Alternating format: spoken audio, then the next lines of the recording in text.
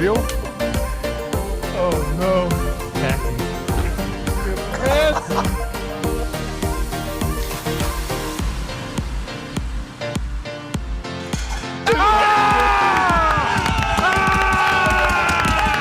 Let's go.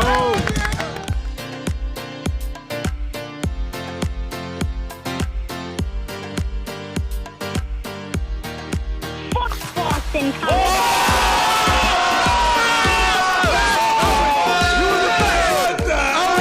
State of OH! Today.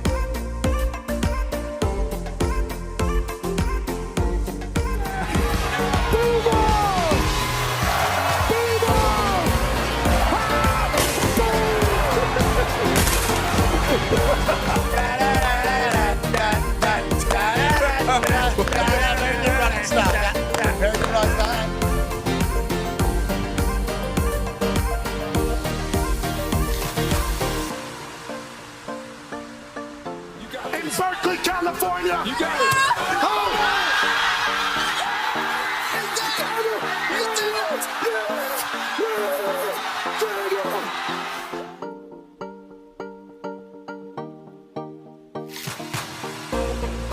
This one's for three. AJ Hawk, $5,000.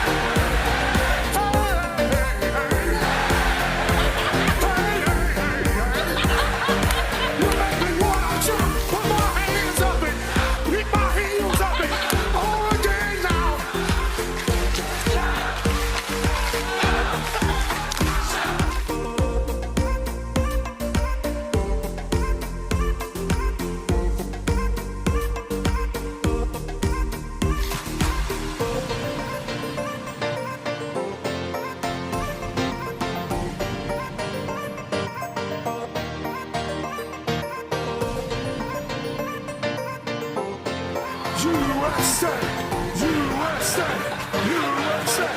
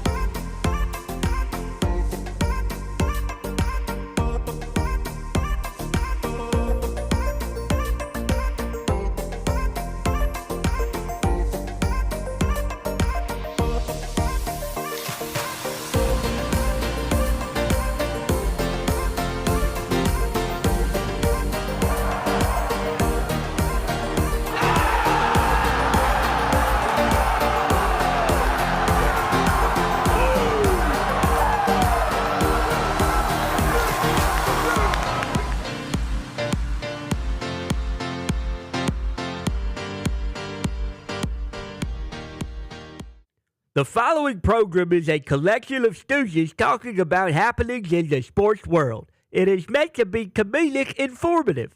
The opinions expressed on this show do not necessarily reflect the beliefs of their peers, their boss, or ESPN. There may be some cuss words because that's how humans in the real world talk. If you are young, please seek permission before watching any further. Hey! What? Let's go! This show stinks, and the fact that you listen, we are very, very thankful for it. McAfee on the line with a gorgeous assist. The all-time leading tackler for the Green Bay Packers. You ping! Stop! Damn it! Be a friend, tell a friend something nice could change their life.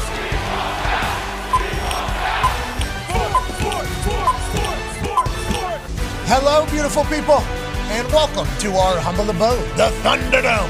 on this super Overreaction Monday, January 12, 2026. This sports program begins now. Football! Oh, is the greatest. We're coming off the greatest. About to be 5-day stretch of ball that we have seen in some time. Records were broke this past weekend in NFL history as there was 12 lead changes in the fourth quarter of the entire postseason going into the weekend. The entire postseason had 12, and with first weekend we had 12 in super wild card weekend. So whenever they try to get rid of the word super before wild card weekend going forward, let's remind them that they're super idiots for even thinking that. Super Bowl season has started and we're in the middle of it. Now, one more game remains in Super Wildcard Weekend tonight on Monday Night Football. It'll be the Houston Texans and the number one defense in the world taking on Aaron Rodgers and the Pittsburgh Steelers. A team constructed of a bunch of dudes going all in. Is the coach going all in too? Are they all staring down the end of the potential tunnel? Do they see the light at the end of their careers? Have they decided that they're giving it a go? You know, Jalen Ramsey, whenever he got traded to the Pittsburgh Steelers, did a sit-down interview, I believe, with the pivot, Ryan Clark, Channing, and Fred and them. And he chit-chatted about, well, once I got here, and I heard what everybody's reasoning was, I was all in. I was completely cool with it. What was that reasoning? Was it, hey, we have no idea how many more of these we got. Hey, this is our last one. Hey, all these other teams that we have maybe been kicked away from or kicked out of, to hell with all of them. What was their rallying moment? We will never know. Or maybe we will someday in a podcast or probably an article or 1,000 different things that probably will come out about the rallying of this Pittsburgh Steelers team. But they seem to be a motivated bunch who understand that this ride is not going to last forever. And then on the other side, this Houston Texans team, boy, their team flies to your city when it's away games. Okay, their team gets on a plane. I think it's a nice plane. I think the way the McNair family takes care of them down there, I think he spends a lot of money. She spends a lot of money. I think that family does invest in it. So I'm saying they probably got pods. They fly into your city, okay, they land, they go to a hotel, then they come to your stadium to play against you, and it's not just them. You didn't even realize this? Fucking boo birds came flying in with them, okay? Because your fans are going to be booing your offense, because that is what the Houston Texans defense does to people. Will they be able to do that tonight against an Aaron Rodgers who maybe has a couple more in them, you know? Maybe it's chin strap off. You know, free play, Aaron Rodgers. Maybe tonight is a night where we get a chance to revisit all the greatness of Aaron Rodgers' entire career with his legs through the sky. Maybe a tough shot or two. Maybe a read of the defense that cracks one open big time for old Kenny Gainwell, who might go Gainwell on the entire night. Or this Houston Texans defense will do what it has done to every team that it has played. It'll make them look like an elementary offense. Yeah. It'll swarm them, which is their key word. I learned that multiple times this season, but J.J. Watt cut a promo for the Houston Texans and their social media team where he explained what swarm was. And I'll tell you what, he might be the best voiceover actor I've heard in some time. I don't know where he was recording, because if he was just recording it walking across a bridge at night in Houston all by himself, the amount of energy he was able to kind of create and motivate in the end of it, I mean, special stuff. I don't know if D'Amico's actually thinking about playing this before the game, but he maybe should give it a go, where J.J. Watt tells Houston Texans that they need to go swarm and beat the hell out of the Pittsburgh Steelers, T.J. Watt, and the boys. And that's what their defense does. They'll make you look inept all across the board. Defense is kind of good right now. Defenses might be the story of the entire playoffs. Story of Super Wildcard Weekend thus far? Who knows what the hell's going to happen? Yeah. Talks the tables here at Boston Connor and at Ty Schmidt. Colin, man, congratulations. Hey, man, we're back, baby. See you guys in the next round. Unbelievable. I'll tell you, pretty dominating win. Now, if you were to just look at the stats and you see interception, batted ball, deflected ball. You see a couple fumbles. You think, oh, this guy's not careful with the ball. Now, granted, he's going to certainly have to not fumble as much as he fumbles. But I think if you weren't watching this game and you just read the stats, Drake Maye running, throwing whenever he needed one, had a couple misses, certainly had some moments where we're thinking to ourselves, okay, Matthew Stafford yesterday in the MVP conversation got the ball late in the game, need a touchdown, That's what Matt Stafford did. And I know the MVP is a regular season award, but after watching what he did, what Matt Stafford did down there, you think to yourself, oh, that felt like an MVP drive right there. And Drake Maye has a chance to answer. Drake Maye did not have his perfect game or his best game, but certainly had a way above average football game, and their defense absolutely slaughtered the Los Angeles Chargers, who have tried to get an offensive line for a long time, draft a couple guys, bring in a couple guys. It ends up not working out because of injuries, and Justin Herbert just gets slaughtered and dismantled, and now everybody's calling him a fraud. So, interesting situation, but congratulations to your Patriots being all the way back and causing that scene in the Chargers building. Yeah, 334 total yards for Drake Maye. It definitely wasn't pretty. You can make the argument it was his worst game of the entire season, which is crazy to think about. If there's ever a game to get us, it probably would have been that game. And yes, I said us as in I am a part of the team. It is tough because you had your I had the whole entire full regalia. It is tough because I did read that it was the worst playoff team available would be the Chargers. So still the easy schedule is following us into the playoffs. We'll see if that continues after tonight's game. But yeah, it's great to be back. Defense flying around, and now he's got one under his belt. No more, hey, don't know what this is like. Pregame jitters. No more of that. Now we are full. Hey, there's 4 teams left in the AFC. Let's go make a run at this thing and win a Super Bowl. Once again, he's 23 years old. Okay, he acts like he's a 50-year-old and he plays like he's 18. So the guy is unbelievable, and the Patriots are all the way back. We'll certainly talk about that. Speaking of back, how about the Pack? Go Pack, go! Man. We'll talk about that in a matter of moments. One half of the Hammer. Dahn. Cowboys AP Tony's here. Tone tonight in Acrisure in front of Yinzers. Probably pretty boozed up. So I'm starting off down there. Where were they at? Shorty's. Down there, Shorty's, which is North Shore. Right near the stadium. Yeah. And casino and everything like that. Used to be what? What did Shorty's used to be? I think it was probably Tilted Kilt. I don't think it was JB36. That's Jerome Bettis' grill. But right in that area. So in that area, have had some turnover. Yeah, there has been some turnover. But it's not about the name, even though Shorty's great name. Hope you're doing great. It's about what happened inside those places. Magic. And certainly this morning, First Take had some Yinzers. Guy with the hair here.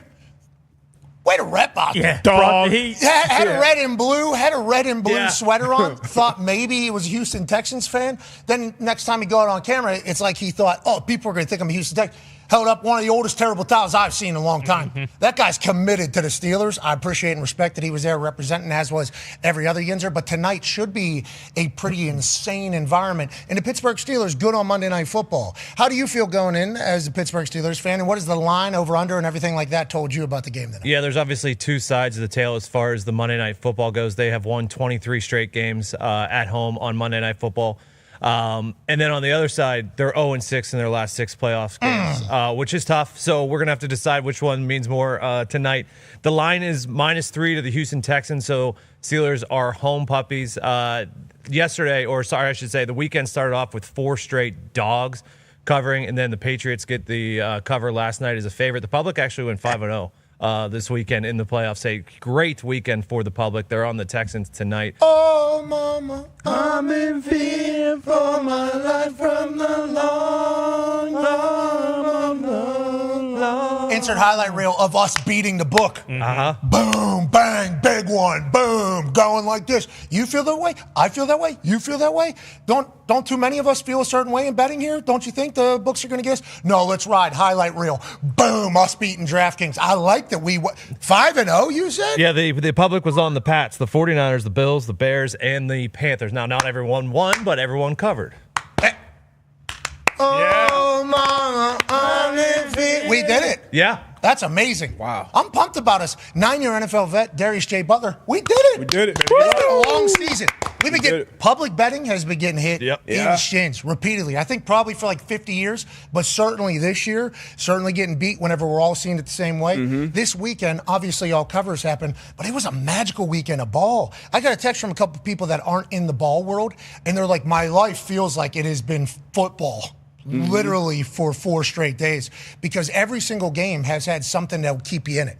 Okay, some of these games have become blowouts, especially if there's on one at a time. This is why March Madness is so magical. Because if there's an ass game, you can go ahead and find a good game somewhere, even if it wasn't going to be the game that you're going to watch. Whenever you talk about 1 o'clock slates throughout the season, 4 o'clock slates throughout the season, the primetime games are the only standalone games, which is when they're ass. Normally, we come out the next day saying NFL's kind of ass. In this particular case, Super Wild Card Weekend, you got 3 standalone games happening in one day. You got 2 standalone games all by themselves. Yeah. So it's like those games have to be good, have to deliver. They They did. Why is it? You think it's because the best players, best teams? What do you think it is right now? I mean, it's win or go home. It's the tournament. That's why we put so much onus on playoff football and, hey, quarterbacks, head coaches, how are they going to respond when the lights are the brightest, when the stage is the biggest? Because this is, even if you're a casual sports fan and that NFL football is on, playoff time, you're going to watch. Everybody just got a reminder why the NFL is king. And we got a taste of it even with the college ball this weekend leading up to the NFL games, but every game been a primetime game, every game showing up. And these guys are writing their legacies. Caleb kind of talked about it after him getting his big first win in the locker room about, hey, this postseason is about legacy. Make your money during the regular season. Postseason is about your legacy. I think it was an Edelman quote that he took, but it was a great quote and a great moment. We had some great moments from young players and some of the old savvy vets as well. Yeah, you talk about, postseason's about your legacy. Josh Allen, he gets a win. He goes, hey, we earned the right for another one. Yep. You can see he did not love how excited everybody. Yeah. He had a broken finger at that point. I think he broke that thing early whenever he hit it. Continues to play, by the way. Absolute dog. I asked Dan Orlovsky, we all did, why is Buffalo favored in Jacksonville? Have you guys not watched the Jacksonville Jaguars? What is this? And he goes, well, they're quarterback, and they're a really good team. And we said, you don't think the Jacksonville Jaguars are a really good team? We attacked them. Jacksonville Jaguars are a really good team, by the way. Really good team. Quarterback, though, this guy's an alien. Yeah. There wasn't even a doubt in any of our minds whenever this was a close game late that he was going to take him and win, right? And now, granted, them picking him up and carrying him was certainly a cool sign. Yeah. There's some people that don't like that at all. There are some people saying that is not football. I think au contraire, mon frères. I think your offensive lineman picking up your quarterback and running their feet and Debo and your entire defense, I think that is football. I think that's a good sign of togetherness. I think that's a good sign of toughness. And in the most important moment, 4th and inches, 4th quarter, obviously 4-point game, their offensive line said, nope, we're going to go ahead and do this right now. People say you shouldn't be able to carry a person around a football field. Says who? Exactly. Not the rule book, which is why I appreciate the number one offensive line, Trenchy Award winner, going and picking up their biggest quarterback in the league and saying, get over here, and then saying, we're going to the paint. I love that. Obviously, he got called short because he rolled over on top of Dion Dawkins, I believe, who was on the ground. Trenchy Award winner as well. That is just, I think that was a special time for that Buffalo Bills team. And as it was all happening, I literally thought to myself, why did I think? I was loud. I was loud about why are the Bills favored, why are the Bills. It was because in that exact moment. Then, obviously, Trevor Lawrence would throw a pick on the first play on the other way. Not saying Trevor had a bad season. Not saying I didn't think it was going to happen. But whenever he went on the field, I don't think any of us knew. Now, we had seen Trevor Lawrence play great football. 8-game win streak, I believe. He has definitely played his best. Playoff time, here we go. You're playing Josh Allen at home. You get a chance to answer. There's a deflection. There's a pick. It's over. So I will continue to say I think Trevor can do it. I don't know if he can. But when Josh was out there, it was very much he's about to just go ahead and do this thing. Now, you think they should have took some time off before they scored that touchdown? Seemed they were just able to push him 11 yards. You'd think they'd be able to push him a half a yard or so. A lot of conjecture on the internet about it. I think we all had that thought about maybe don't score too fast. What was your kind of take on it, D? But as it was happening live and now as you look at it? As it was happening, I was thinking, hey, don't score too fast. You're going to we're going to leave Liam too much time. The talented receivers, they're going to find a way to get in at least field goal range, especially with their kicker. But then once he scored, I was like, okay, Sean McDermott trusts his defense. And that was another thing that Dan O, kind of stood 10 toes on. Like, hey, they have the best coverage unit in football. And they definitely showed up yesterday, specifically Trey White, who's been there for a long, long time. I think they said it was McDermott's first draft pick. And he made an unbelievable play late in the game to cause this tip to Cole Bishop, who's had a great season as well. So they showed up and showed out in the biggest moment, and that just showed the trust. Like, hey, it's not guaranteed we're going to get this touchdown. They were very successful with the tush push in this game, but we saw, I believe it might have been last season, where tush push kind of ended their season because Chiefs was kicking their ass on it, couldn't really convert on some critical downs. So get the touchdown, trust the defense to go out there, even though you kind of have those scars and ghosts of 13 seconds and all those things, you go and get a win and you advance. No Moss there? Jacksonville? You can see 91. I think I would be. Whenever they called back the touchdown, I was almost like, ooh, I don't know if Buffalo wants that. I think that's actually good play for Jacksonville.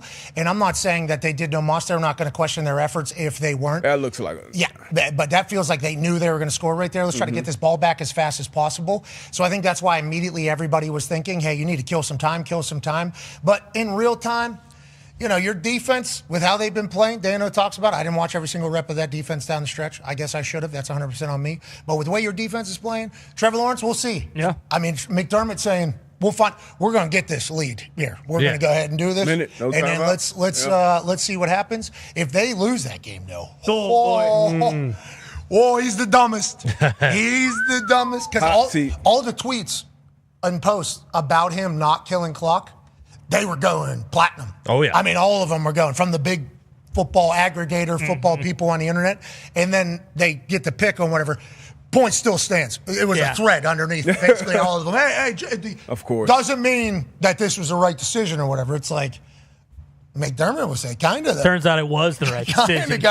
We won the game, which is obviously just outcome oriented. You can't be like that. You got to respect the process. Speaking of the process, there's people down there in Duval, down there in Jacksonville, who appreciate Liam Cohen's process. How you doing today? Lynn Jones, Jacksonville Free Press News. I just want to tell you congratulations on your success, young man. Thank you. You hold your head up, all right? You guys have had a most magnificent season. Thank you. And you did a great job out there today. Appreciate so you just hold your head up, okay? Thank and you, ladies ma'am. and gentlemen, Duval, you the one, all right? you, ma'am. keep it going. We got another season, okay? I appreciate Take it. care and much continued success to you and the entire team. Thank you, ma'am. Hell yeah. Lynn Jones, Jacksonville Free Press, 27 seconds. Just to let Liam Cohen know. Probably, I'm assuming we need to reach out to Miss Lynn Jones. Obviously, we will try to do that. We should have done that. Better journalism on our part. We'll talk about journalism here in a second. But probably somebody that's been around for a little bit, probably been around a little bit, and just saying, hey, nobody expects you to do that this year.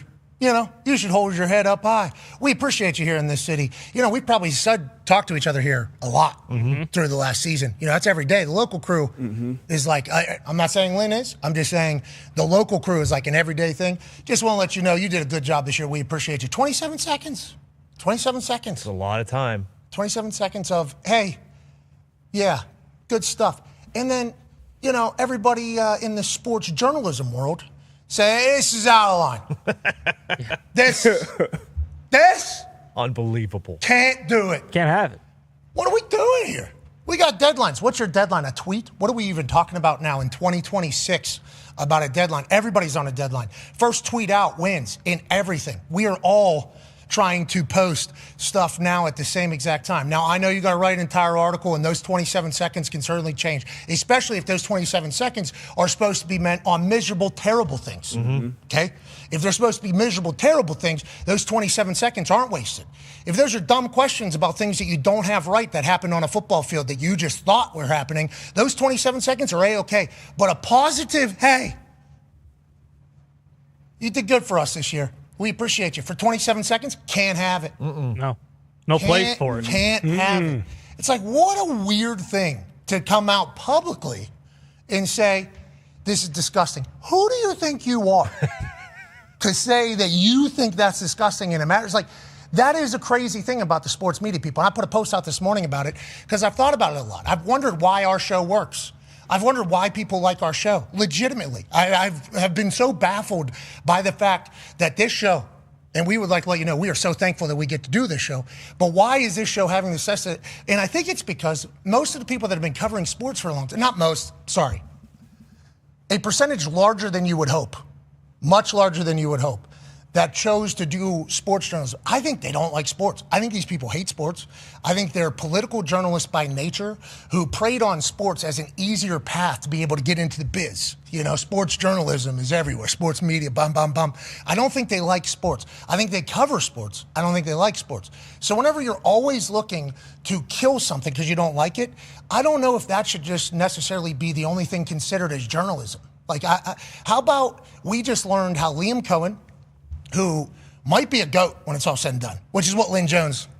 Yeah. Hey, you're the one. Nobody expected this out of you guys. He might be a GOAT whenever it's all said and done, which means there'll probably be documentaries. There'll be entire things about Liam Cohen. They'll be able to now know exactly how he was in one of the most miserable moments of his life because Lynn Jones provided him with a compliment. He was classy. He was had a lot of humility. He did not bury her. He did not get uncomfortable. He didn't deflect. He didn't do anything. He was just a humble, classy dude in a miserable time whenever he knows that he let down his team. He let down everybody. He feels terrible in that moment. So I hated the grandstanding about how that's terrible. That's good for sports. Okay? Sports are supposed to be Sports are supposed to be an uplifter. Sports are supposed to be a unifier. So if somebody who just so happens to have a pen or a microphone in front of them wants to say something positive about sports, that should be allowed. I don't think that should be something that's necessarily, hated on. But I guess if you go to the same exact journalism schools and you're all taught the same exact things about what you're supposed to do, whether it's sports or politics or medicine or all this shit, you're automatically going to be trying to pick things apart because everybody's in investigative journalism, which I respect the people that do that. I think they make the world better, but it's like, not everybody has to be a miserable prick. Mm-hmm. Like that isn't how you have to be. Sports are allowed to be like that. So I thought that was a good moment that happened for all of society to realize how some of these people are. Like, these people are just miserable. So whenever you're reading something happens and you're reading their angle, it's like they were not going to be able to find something positive in anything, like at all. So just remember that as we go forward. Yeah. And that's my grandstand. Oh, yeah. There you go. Get up there. Get up there. That's me riding a high horse saying, because you all are miserable and hate sports, our show has been able to exist. So we appreciate you for it, but it would be cool if you got on board with sports being a unifier in a good time, because the world needs it. Maybe now more than ever. All right, that's it. Well done. Well done. Now, well on said. that note, ladies and gentlemen, we got 5 headlines coming out of Super Wildcard Weekend that you need to hear. 5 things that we think really stole the headlines. Ladies and gentlemen, it's time for Top 5, driven by Ram Trucks. Listen, when you hit the gas pedal on a Ram truck, the only sound you hear is you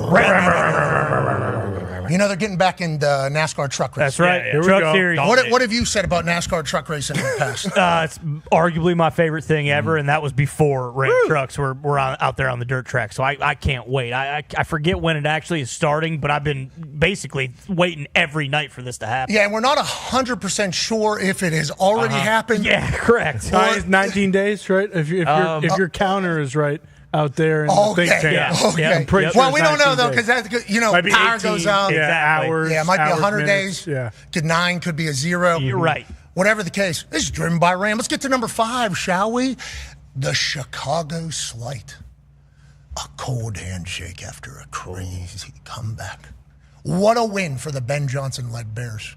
Everything that Ben has kind of preached about mental toughness and his team has shown, fourth quarters, they've been outrageous. Oh, yeah. Everything he has tried to build so quickly over there in Chicago comes to spotlight in the Super Wildcard round against NFC North rival for a long time, the Green Bay Packers. Packers up by a lot.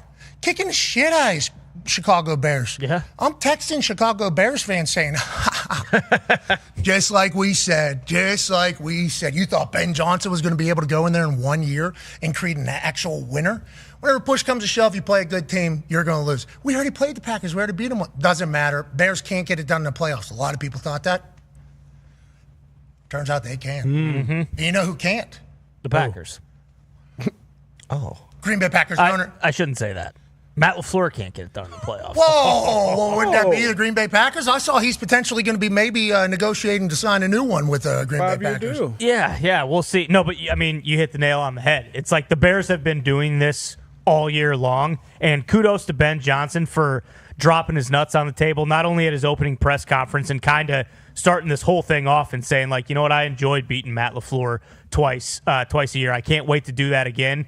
And then just kind of all the back and forth that led up to the game. Like, he knew he was going to get crucified. He would have got killed if that would have been the end result. You know, they just played flat the whole game. But he is an unbelievable coach, and his team believes in him, and we saw what happened. Yeah, and not only believes in him, what Caleb Williams becomes late in these games is outrageous. Let's go to 537, 27-16. Caleb's down 11 at home. This is going to be his legacy. Jesus. Crossbody on the run, one leg off ground, one fallen into a bucket, 4th and 8 pickup, extends the game, keeps it alive, and has play of season as he's jumping out of a sack. I mean, you're talking about Caleb shit in the NFL here. Now, I did see a couple people tweeting about people wondered if he was going to be able to do this like he was able to do in college in the NFL. I was one of those people. I had no idea if he was going to be able to do stuff like this against grown men who are all the best in the history of the game at one time. He certainly can. Yeah. And his arm strength is outrageous, outlandish, I would say, with how strong he throws the rock. And then obviously his ability to move is crazy. 3rd and 10 now after they pick up the first down. D-Butt, they always got it when they needed it, especially in the biggest moments. Yeah, this the 3 times these two teams played, it always kind of came down to the end. We had the interception in the 2 games where he made big-time plays down the stretch. But this is what he did all season long for the Bears. Already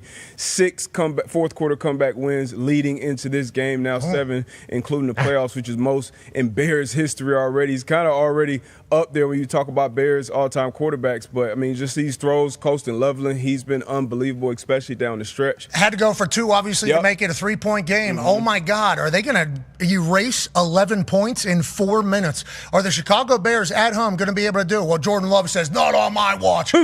Dime to Dobbs, who is the greatest guardian cap wearer in the history of football. For sure. Yes. Yeah. He's the best player by far. That thing is everywhere. I see it. And whatever protects your brain, whatever makes you comfortable, you do what you got to do.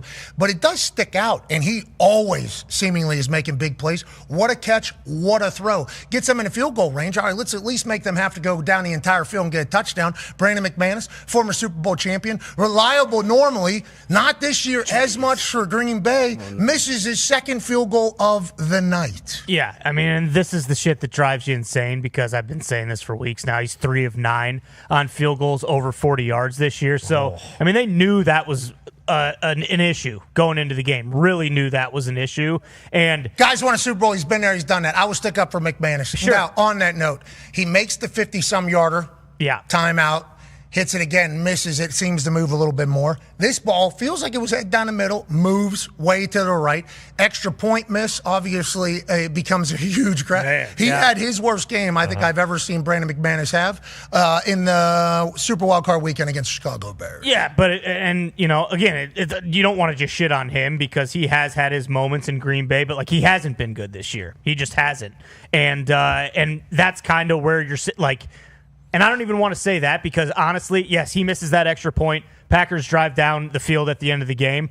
He's not making that field goal to tie it. The way that the game was going, they had to score a touchdown. He's just not sorry. But, yeah, you leave 7 points out on the field in a playoff game. Yeah. That's usually going to come back and bite you in the ass. On the road. You might as well go ahead and call it a couple of turnovers. Then 3rd and 4. Are the Bears going to answer in front of a crowd that was insane? Very quiet, obviously. Didn't have much to cheer for a long time. Then this 4th quarter, Chicago Bears fans, awesome performance, I would like to say. Incredibly loud, wildly into it, and it felt electric through the television. 1st and 10, down 3. What's Caleb going to do? Pump fake, got him.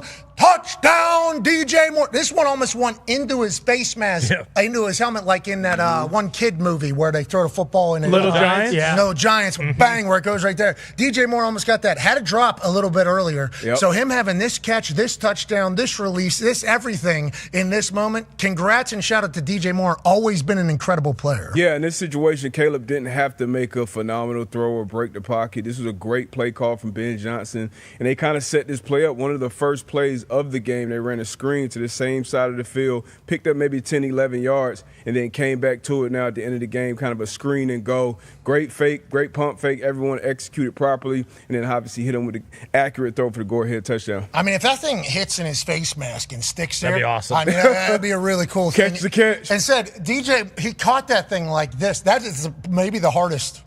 That's an incredible grab, especially in the moment. To score a touchdown, those easy ones, always the hardest. Congratulations, DJ Moore and the Chicago Bears. Now the Green Bay Packers will get a shot at it, down 4. Got a chance to take a Hail Mary. We drop the snap, obviously, then we bumble around.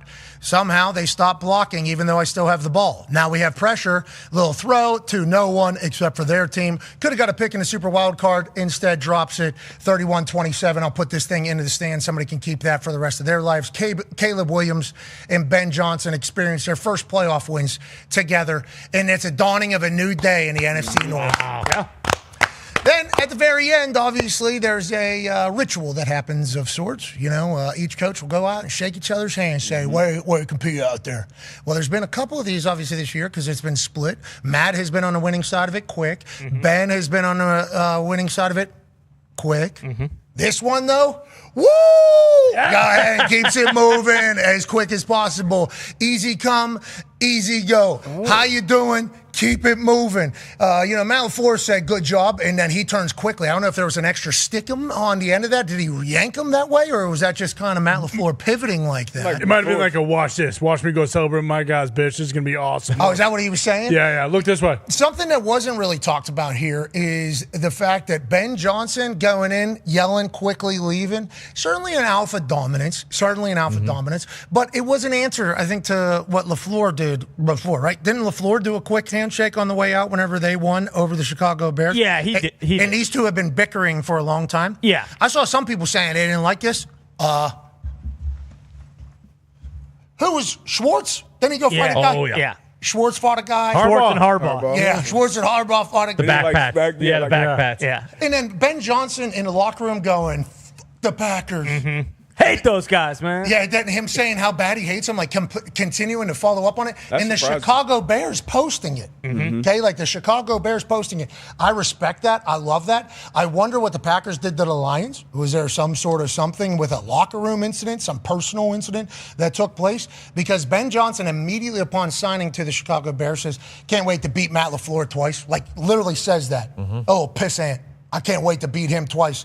And we're all like, yes, we love this for the rivalry. But then now it's like real heat. And Ben Johnson living the gimmick in this entire thing. And the Chicago Bears social team posting that means everybody in the Bears building saw that and was like, yeah, we do hate those guys. Let's go ahead and run this. I love that for football. I love that an entire organization in the NFL, which I would say sometimes lacks the passion that college football has. I like that in the NFL, in a professional business, brand new head coach, a lot of new pieces in there. Obviously, ownership passed, got new ownership in there. I like that they're all bought in on keeping a rivalry of hatred. Hatred. Like, I like that. I don't know if LaFleur is doing enough. I don't know if the Packers are hating the Bears enough. Certainly isn't. I don't. Well, okay. I didn't mean that. You are certainly. In any regard. You'll certainly be able to speak your mind here in a matter of seconds. But I don't think the Packers are pitching that. The Bears coming out and saying, nah, fuck this team over here. And that's been a rivalry for how long? Forever, right? Yeah, Big city versus small town. Over 100 years. Yeah. It's like the oldest rivalry in professional sports. Yes. I love everything about this because Ben Johnson is letting his boys know, like, hey, this is really how I feel about this entire squad. This is how Ohio State and Michigan started, right? Then the two coaches, they're both Ohio State coaches, then old buddy leaves and goes to Michigan, and their actual heat is what led to the Michigan thing. It's like I will be tuned in to Bears, Packers, not only because the coach is seemingly good, great teams as well, both sides. I'm not saying Ben Johnson, I'm saying LaFleur too, seemingly good. And also all the shit. This is a real rival. I love it, D-Bud. Yeah. I love everything about it. There's people that are saying they didn't like it. Of course, there's going to be people that didn't like it, especially I actually part of both parts of it. The handshake, obviously you think, hey, you want a coach to be respectful, and regardless of what the game is, regardless of how you truly feel about each other, do that gimmick, how the gimmick is supposed to be done. Then the post game, when you know it's recorded and you know it's going out, hey, have the respect. And it was surprising to me only because of the history of the Bears and, like, from the ownership level, I know they're really specific. I think even with, like, a Hard Knocks, they were like, hey, very careful with the language. We don't want, this franchise represented in a certain way. But he's fired up. Like, his first playoff win. And it seems like this is who he is, authentically. Like, he's been himself. And when you hired him, you got to support the face of the franchise, the new CEO of your team, if that's who it's going to be. And then hearing on the flip side, I feel like Caleb is – he sounds like a 40-year-old man when he's talking. He always taking the high road and being classy, and then he'll take his shots, on his socials and stuff like that. But I love it. I love when it's some real heat between coaches, between players. It's football. I don't mind, people shaking hands and exchanging jersey or any of that either, but I also do like some of this throwback heat for sure. Ben Johnson today in his press conference via Ari Mirov here, it's a rivalry. City of Chicago and Green Bay, it needs to be a rivalry. Hell yeah. Okay. Yeah, I don't know. I might like him as a person. Who cares? The hell with him. I don't care at all. I love that. That's so good for our league. So good for our league. Because college football has that. A lot of that. And that is college football, clear number 2 sport in America. The ratings came out, and what are they? Who knows? I had split screen on yesterday with sound on one. So are they counting the one as the rating, or are they counting both? Because I had Golden Globes on. I had to see if Timmy and Dwayne and the boys get a big-time win. Did Dwayne? Did not. Did Tim? Timmy did. Timmy did. But I didn't have any audio on over here. You see, I had the audio on New England game. Okay, so I was almost sent a picture and sent it to Nielsen on X. Yeah. Count this. I can't believe you did that. Why? That's disrespectful to football. I know it is. But I was trying to show respect to Timmy and Dwayne and them. Yep. You know, I was trying to show my respect. YouTube provides that. YouTube TV, which I'm happy. Yeah. Thank God they got it. That by far the best platform. Without a doubt. By far. By far the Great. best. No question. I mean, just being able to do that. We're doing okay around here. Two very big squares watching both things. And then, but the audio is only on one side. Yeah. So are they going to count me for that? Because then they will go commercial, and I'll be like, I'm going to go to the other one, and guess who comes on the other side? Drake Maye's Juggernaut. It's like, right, dude. So sorry for me to care what's going on over here. I do wonder what that's going to do. But ratings up and to the right for football, huge. College football, clearly number 2. Yeah. Clearly number 2. I think it had 8 spots in the top 100 or something like that. It hadn't had that many in the past. 90-something were football. Yeah. And then the others were whatever they were. Like, how do you not like sports, these people that are just always miserable? How do you not? Question. Everybody does, seemingly. Yeah. Get with the times. Come on. Get with the times. Football is good. It's fun. The best. It's fun. Sports, good. They're fun. Let's do that. Humans.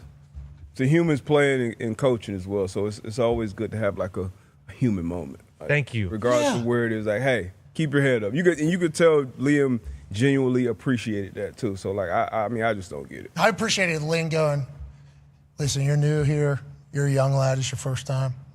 You got it, buddy. You're the one. Just her inner body saying, this poor little, look at this this guy needs to be lifted up a little bit. Yeah.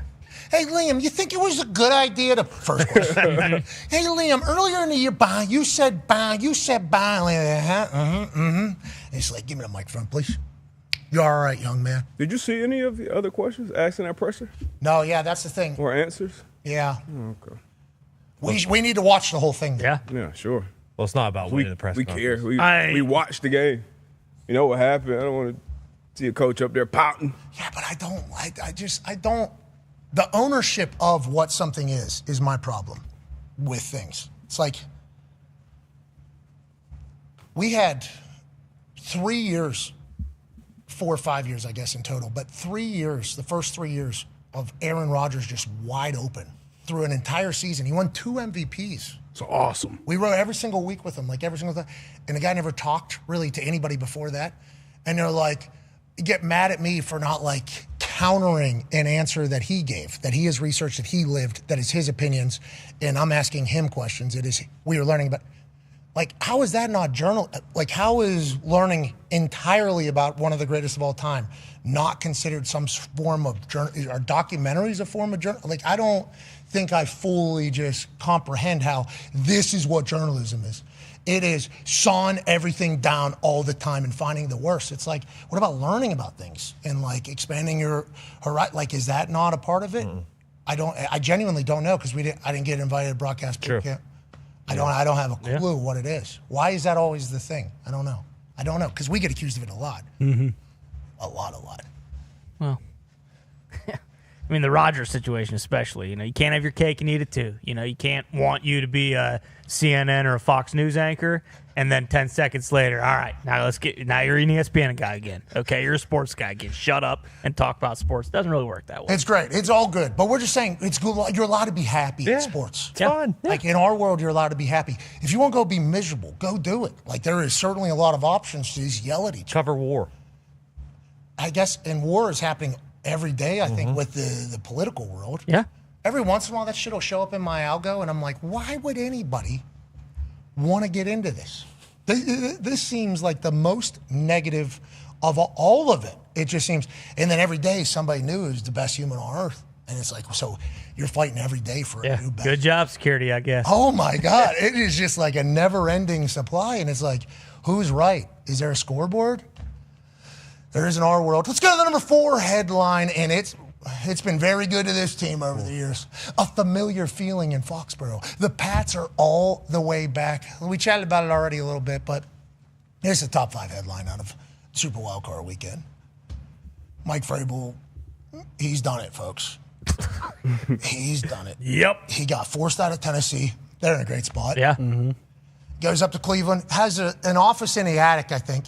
Okay, I don't want to say We FaceTimed him one time when he was there. Oh, we did. We did. And he was in and out. His office, I mean, I don't want to put anything down. I assume they just kind of cleaned out a closet maybe and put him in there. But Ohio. I mean, he was just in the building, like not really, but obviously helping around. We see him in the practices. We see him the entire thing just kind of hanging.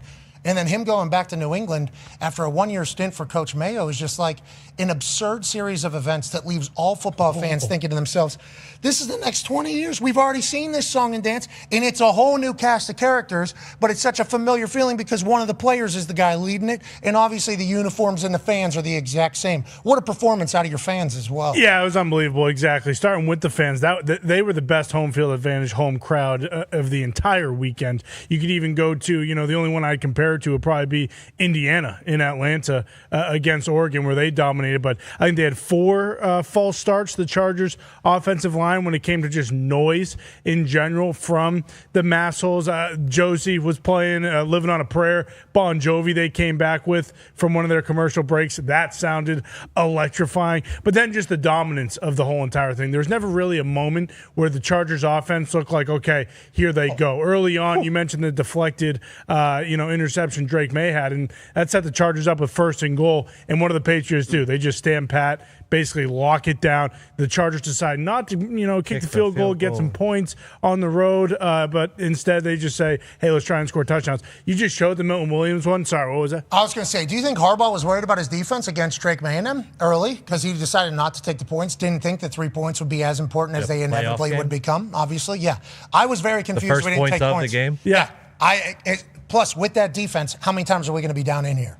Just my thoughts from Jim Harbaugh. Plus, you keep the momentum when you kick a field goal. As soon as you get stopped, that momentum swing is just ginormous. Yeah, but did Jim think we might have to score some points here, at least 20 against or did he trust his defense and say, if not, we'll pin him down here and we'll get the ball back? I think that's what it was. Yeah, doesn't matter. Yeah, this is a bonus. This is house money. We just got a turnover we didn't expect to get. We're down in here.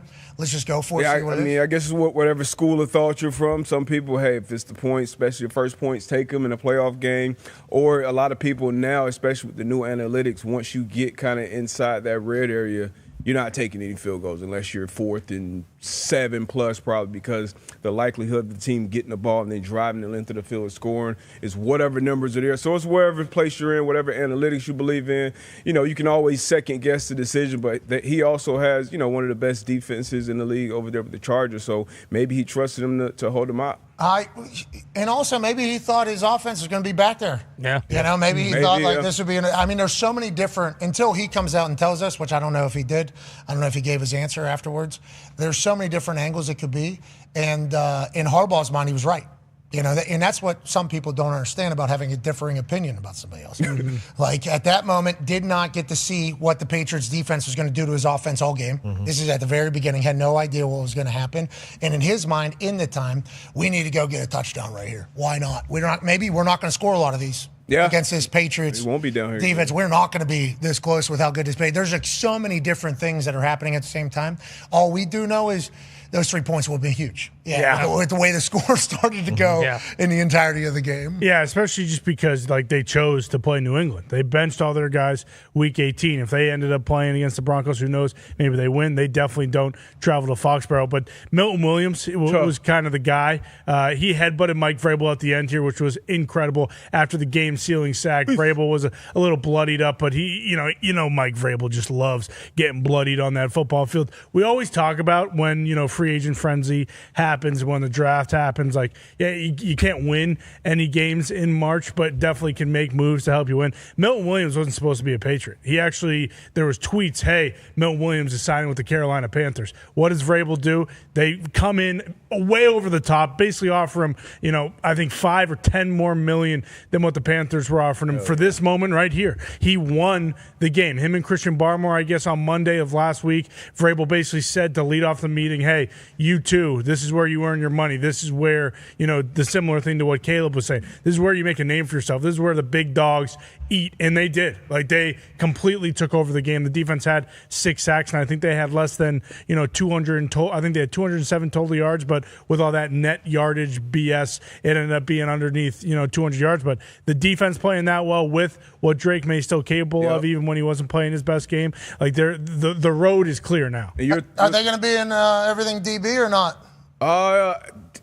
They probably be at the top. I got to see what happens tonight with this Texans or Steelers defense. Yeah, but right now, 6 sacks, 30 they pressures. Were slinging that I saw 30 pressures total after the game. Held the Chargers 2 for 13 on 3rd and 4th down conversions. Obviously, it starts up front. I thought the guys on the back end did a great job as well. And Common's been talking about Milton Williams being the highest paid Patriot player ever, and he showed up in the biggest moments. The last time we saw him in the playoffs was him dominating the Super Bowl against Patrick Mahomes on that Eagles defensive line. So this is a great example of a big-time free agent signing showing off in the biggest moments. But this is a complete team-dominant win at home. Now, you mentioned that you guys overpaid him. Yeah. So you guys are in cap hell then? You're in a bad spot after this? No, not even a little bit. What do you mean? There was so many of these guys that you're watching dominate. I mean, Chason had one of the also had a massive sack on a 3rd down, and Debo mentioned their 3rd down.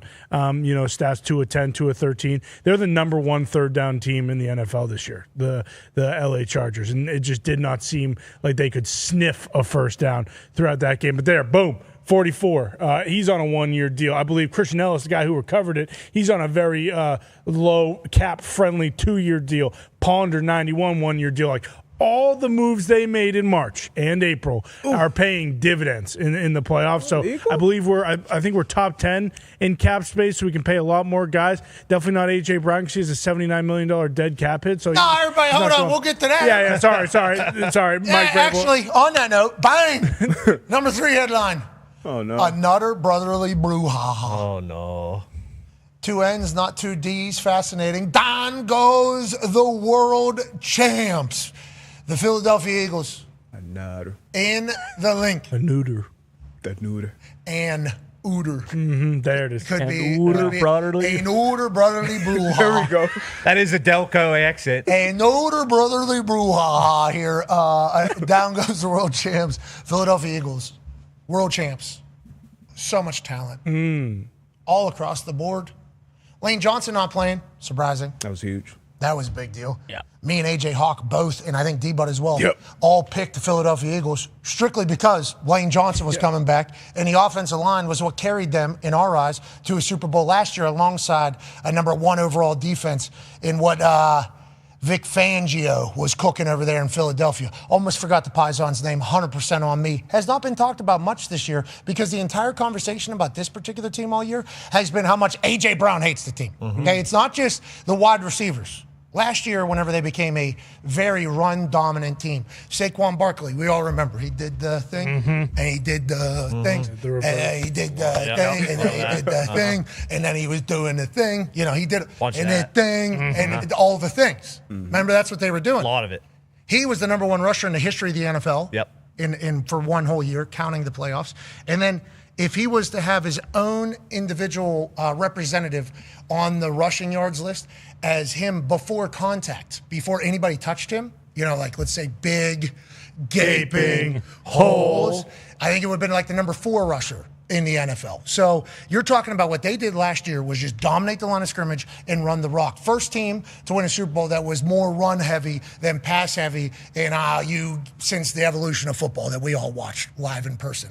So the wide receivers, Devontae Smith, A.J. Brown, both paid like number 1s last year, pissed. What are we doing? What are we getting paid money? Nick Sirianni, former college wide receiver, had to take it upon himself to keep everybody together. Hey, we're running the ball, we're winning, we're a number 1 team. Everybody hates us outside here. Yeah, who cares? Just go, we're a bunch of dogs. They win a Super Bowl. Devontae Smith, A.J. Brown, get the Gatorade tub, dump it on Nick Sirianni. Okay, all year it was the wide receivers hate the Philadelphia Eagles. They win a Super Bowl. The wide receivers are dumping the Gatorade bottle on Nick Sirianni. You got to think to yourself, wow, that's a great coaching job. That's unbelievable to be able to manage all of that, especially with the expectations going into the year.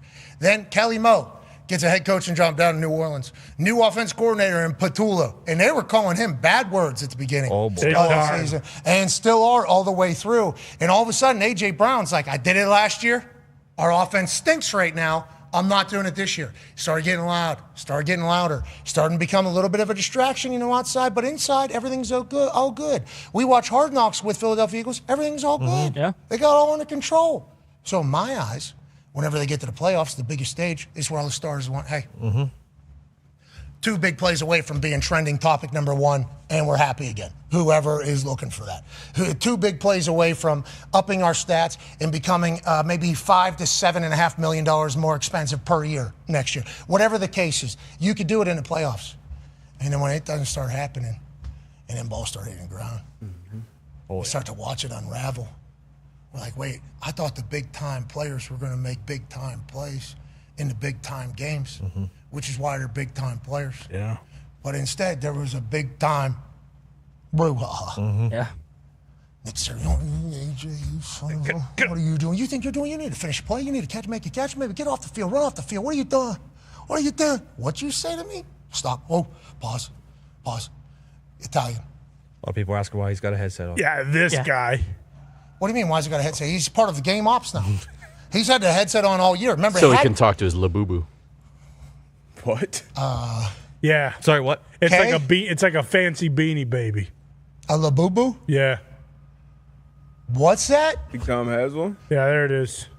This guy sucks. Hey, look at my new Labubu. Dahn did not say that. Yeah, I don't really like what you did to 0.01% of me. Wow. Okay, I don't like the way you just mimicked.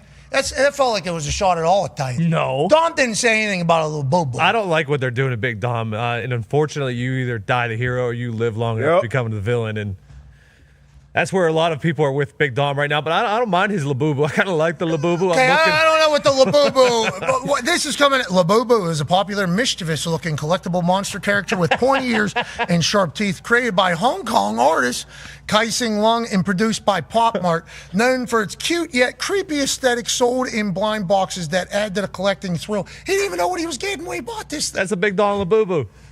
Oh, it is? It got the chain it and got the everything. eagle hat on. Custom Big Dom. It's little Dom. Yeah.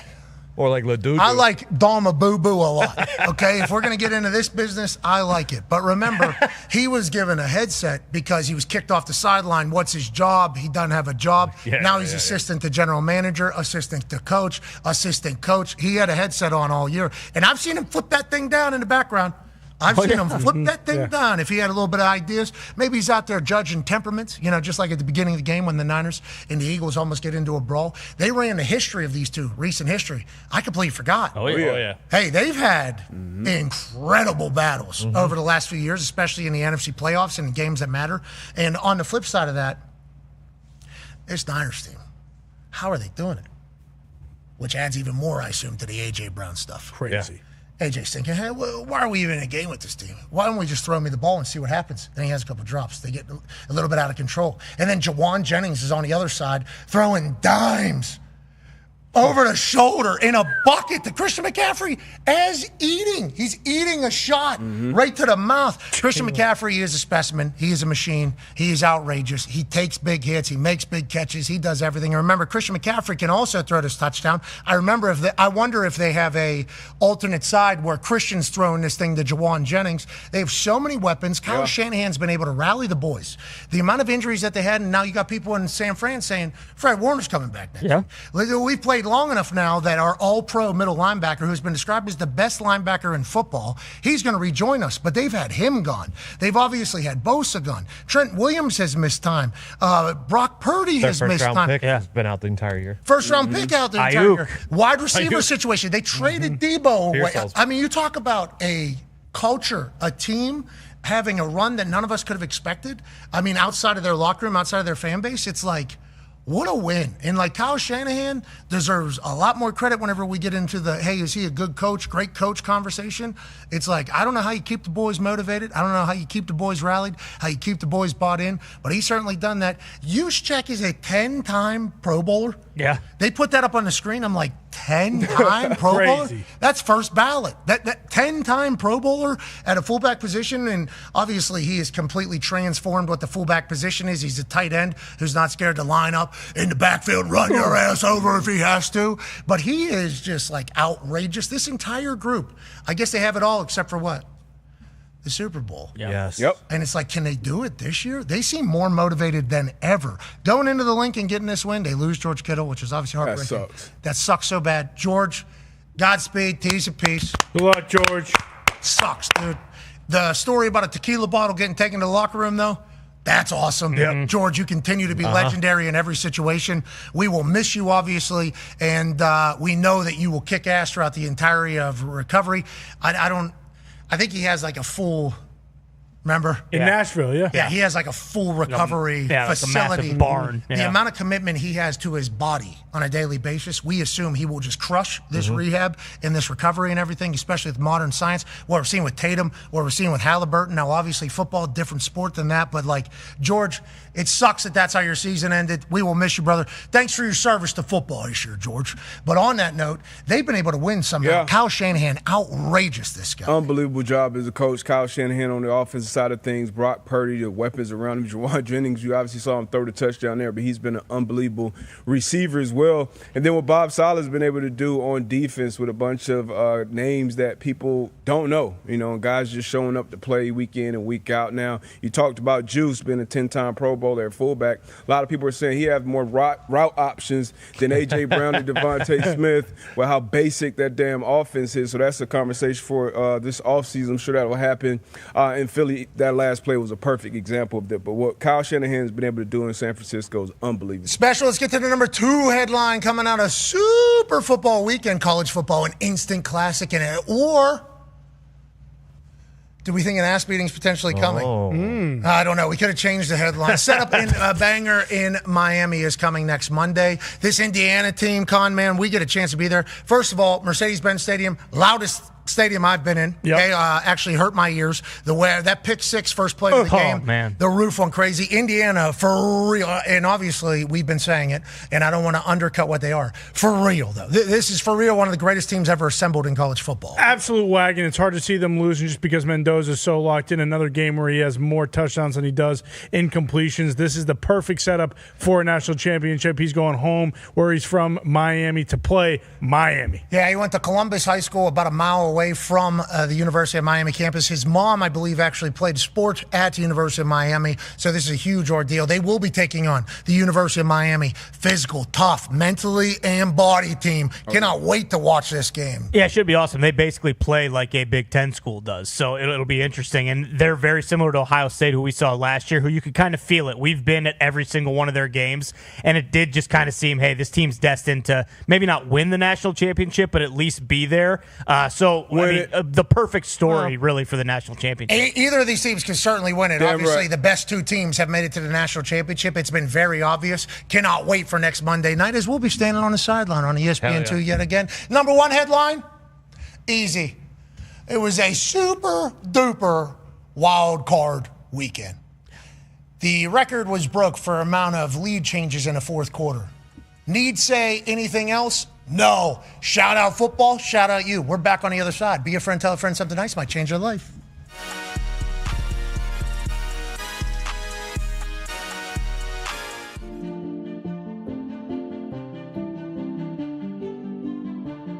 Who is Pat McAfee? I'm Pat McAfee.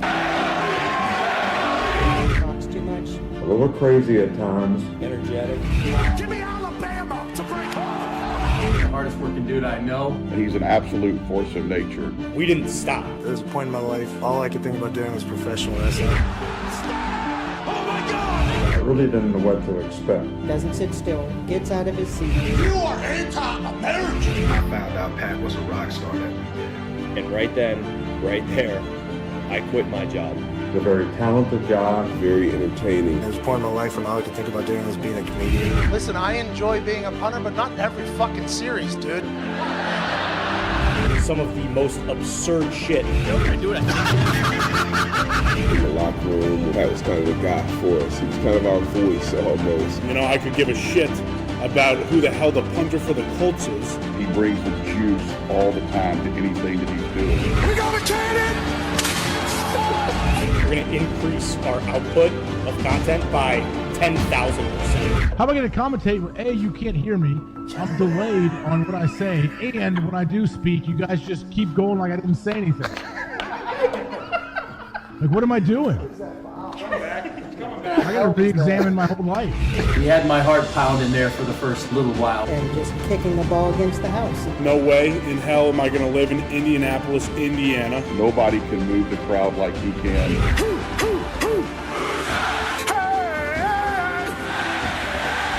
The cigarette selling came up. It's really his money.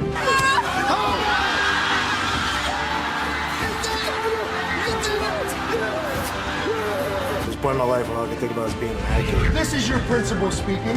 Magic happening everywhere. Because of who? Me. You know, he's one of my best friends. And it was the best decision I've ever made in my life. It's been a hell of a ride. Probably the best decision I ever made in my life. Now I think I found my true love. And I want to be like a talk show host. It's what I want to do. I love talking to people. I love learning things about people. I think people want to tell you a story, and you just got to get it out of them.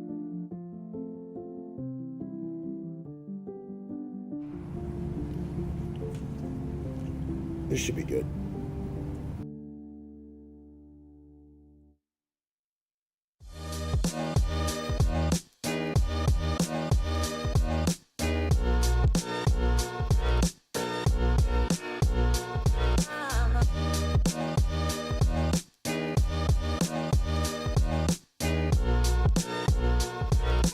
The following program is a collection of stooges talking about happenings in the sports world. It is meant to be comedic informative. The opinions expressed on this show do not necessarily reflect the beliefs of their peers, their boss, or ESPN.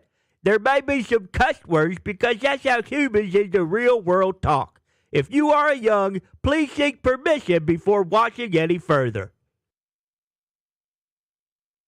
Hey, Why? let's go.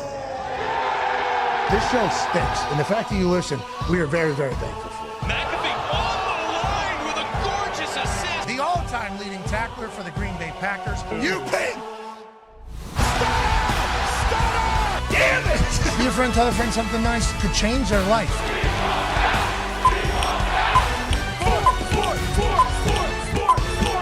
Hello, beautiful people, and welcome back to our humble abode, the Thunderdome, on this super Overreaction Monday, January 12th, 2026. Hour 2 of the program begins right now. Football is magical. We're fresh off of 4 days of football magic. Some people said they were intoxicated with great football. Some people said, is my life football? Well, that's what it has been. Saturday delivered, Sunday delivered. And oh, yeah, Thursday and Friday night, we determined who was going to be in the national championship. Football has delivered in a massive way, and we're incredibly lucky that we get a chance to chat about it every single day. The Toxic Table is here at Boston Connor, living good, at Ty Schmidt, locked into the floor. Yeah. I mean, I guess that's one way to phrase it. I wouldn't say I'm necessarily locked. I'm locked into what's You're an owner of the Packers. Well, no one's listening to me right now. Let's just say that. Adam Schefter reporting, he'll be joining us here in a matter of moments, that the Packers are expected to try to work out a deal in the coming days to keep head coach Matt LaFleur in Green Bay, per sources. Yeah. I like that. Congrats to Matt LaFleur. I believe he has to have the winningest start. Yeah. Like top 2, 3 in the history of all. He's definitely up there. The guy wins games. He's 3-6 in the playoffs. If you can go find that, I know I sent that into the group. He has one of the worst winning percentages in the history of the NFL in the playoffs. So it's kind of one of those things like pick your poison. Do you want to be the best regular season coach of all time? That's cool. You know, if you're coaching for a team like the Vikings or someone who's never won a Super Bowl before, when you're coaching for the Packers, you better be fucking winning in the playoffs. I saw Matt Schneidman, who covers the Packers. Schneeds does cover the Packers, yes. Is it Schneidman? No, I just, I like to call him Schneeds every once in a while. Schneidman, he's tatted too. Oh, yeah. I hope he's doing incredible. I haven't talked to him in a while. He isn't today. I saw his tweet. About the amount of games, that kind of went this way for the Packers. It feels like everybody's kind of moving on from LaFleur. That tweet from Schefter felt like a surprise to me. Like that felt like a surprise to me whenever he announced that it was happening. Just the way the entire conversation was seemingly going into the game. Yeah, I mean, everyone I think is kind of just the way that game ended on Saturday. Like you're up 21-3, and it looks like, hey, the Bears aren't good enough to be on the same field as this team, and then for them to just completely shit the bed the way they did in the second half. And I'll be interested to hear what Shefty says about this extension, because he basically said that they're trying to come to terms on a new deal. Like, does that mean because a lot of stuff I've seen is, hey, does that mean he's going to get $15 million a year for the next 4 years? I think that's horseshit. I don't think he should be one of the highest paid head coaches in the NFL. So if that's the case and they can't come to agreement on something, then does he get let go? Maybe. Because I don't think they were ever just going to fire him outright, but that would be an interesting next step is, hey, is it worth paying this guy top dollar? All right, we'll ask Schefter here in a couple seconds. One half of the Hammer, Dahn. Cowboys AP Tone is here. Good luck to your Steelers Thank you, tonight. appreciate it. Also, good luck to the Texans. Well, we don't have to. We got to make our picks later today. 9-year NFL vet, Darius J. Butler's here. Looking cool, D-Bud. Packers situation's interesting, especially because you look across the sideline, Ben Johnson's locked into the Chicago Bears for the next 40 years. He might live to be 120 with the way he's jacked. He does look or like he'll that die guy. early because he's so intense. Not to be a rain cloud. Yeah, it does sound like that's what you're trying to be. I think Ben Johnson's living forever from the way that I look at him. He looks like a Terminator type in this entirety. So he's coaching them for the next 40 years probably. Yeah. Wow. Mm-hmm. And then Caleb, he's doing all the crazy stuff with his arm strength. By that age, he's going to be able to be 45 because he's never going to lose it. He's never going to lose it. He's just going to be smarter. So that's 20-some years of this? Everybody saw this. Everybody saw the arm talent and all that shit, but I had no idea the intensity and the leadership that he had. Unbelievable. It is. Lil Wayne was so flustered. Yeah, he was. Yeah. Lil Wayne. He was. Packer head. Great in the cheese. Potting. Yeah, he was potting. Kind of like Caleb was potting in the first half. He wasn't potting. Yeah, he was big. He was competing. He was potting. Yelling at guys. I like but he turned it on. It wasn't a pot. It was competing. He was potting. He was potting. And he had every right to be potting because they were getting their ass kicked. And then he went in the locker room, and Ben Johnson probably said, quit fucking potting. Let's go. Yep. And then we saw what happened. And then Caleb afterwards said, what this guy means to my life, it's like, start crying. Emotional. Yeah, he did. He started getting a little emotional. Really cool, actually. Trying to give him a game ball for his first playoff win, you know. And Caleb, starting quarterback, that I did not know could gel with Ben Johnson. Mm-hmm. This guy changed my life, man. Tossing the ball. That's 20 years. Yeah. Think about that. Mm-hmm. Wow. Less than a year into it. Never let it rest, Yeah. dude. We're not even close to best yet. Because the good has gotten better. Oh, shit. And then in that fourth quarter, better got best. Yeah. Join us now, the all-time leading tackler for the Green Bay Packers, certainly bummed out. He'll probably be popping big he time. was popping Especially with what Ohio State got happened and what happened to Ohio State. Definitely potting. This man won a national championship with the Ohio State Buckeyes. He won a Super Bowl championship with the Green Bay Packers. Both of them losing in ways that certainly makes him say, those aren't teams I know. Ladies and gentlemen, AJ Hawk. Yeah. Happy you're not potting today? Maybe, I don't know, we'll see. Yeah, try not to. I mean, this isn't it's a very, suck session for the Chicago Bears. It turned into the last 30, 45 seconds, no question on your guys' end, but they're good. You could outscore 25 to 6 in the fourth. This guy's Okay, we got our answer. What are we're I can see what you guys forecasting. are doing. You're trying to gas tie up, trying to gas people up, and just overly sell the Chicago Bears, which they credit to them, man. They 25 to 6 in the fourth quarter. Like, you're not going to win that game. It is feeling like the good old days, isn't it? I mean, we've given Matt his LaFleurs here before. Yeah, I'm done fucking doing that ever again. I saw people say give him his LaFleurs, but for his funeral, not Whoa! That's what I saw. I like that. I'm okay with that. For the time being over, obviously. And that'll be a LaFleur. celebration of the era then. That's what those flowers Celebration of will life, be. It'll be yeah. a celebration. Celebrating what? Winning a couple of divisions, limping into the playoffs the last 3 years, getting your ass beat in the first round. It's about winning fucking Super Bowl championships. All right? It's not about getting embarrassed in the first round of the playoffs or making it to an NFC championship or being a 1 seed and getting beat at home or not being able to win without Aaron Rodgers. That's not what this is about, okay?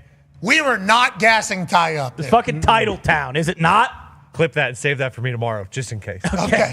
All right, we certainly will. Big one tonight, Houston Texans, Pittsburgh Steelers. We'll certainly chat about that. Joining us now, a senior NFL insider for ESPN who might have a little bit more information on Ty Schmidt, who is an owner of the team.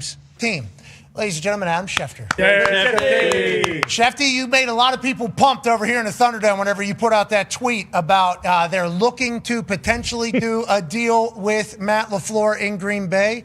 I think, now granted, it might be because I'm around Ty, and Ty is much like, I guess, search engines. He gets to filter what I kind of know from Green Bay Packers fans, what he picks and chooses for me to know. But it felt like a lot of people thought if he was to lose again, especially in a collapsing fashion like he did to Ben Johnson, there was a chance his time was going to be up, especially because Ed Policy first year, big move maker, traded for Micah Parsons, has no real connection to anybody else on the staff, did not offer extensions to LaFleur or Gutekunst, that if he was to lose, he'd be gone. You put out a tweet that say, hey, they're looking to do a deal. Where do we sit? What does that mean? And how do you think it all kind of shakes up from where we're sitting right now, Shefty? I still think we're at a time here where the one thing that we do know is they are going to try to get a deal worked out. Now, that doesn't mean they're going to get a deal worked out, but they're certainly going to try. And we've seen an explosion of head coaching salaries in recent years. And Matt LaFleur obviously will argue that he deserves and is worth more than some coaches have been paid in recent years. Everybody wants what they are worth on the open market. And really, what he's worth on the open market, again, let's do it this way. If he were free, which he's not, what would the Tennessee Titans, Atlanta Falcons, Cleveland Browns, New York Giants, what would they be willing to pay Matt LaFleur per year? And I would say it will be well north of what the Green Bay Packers have offered so far. So it's up to the two sides to figure it out, whether they can bridge their differences and come up with a deal that they're comfortable with, knowing that there would be any number of other teams that would be. That's it right there. Construction. They just fired him. No. That's we got calls coming in. I don't know why that happens. Can you see me now? Or I have no idea. Kind of a silhouette of you. It's kind of mysterious. Yeah. It's actually pretty cool. If you were to just, okay, you're back. You're back. With Cool Watch, we saw it. Go ahead. It's a situation where they're going to try to figure out, see if they get a deal done. And in my mind, and this is an assumption, I'm assuming that Green Bay has a certain price that it would like to get Matt LaFleur done at. Okay. And like everybody, you are willing to go to a certain level. Yeah. At what level is it too much? They say, okay, you know what?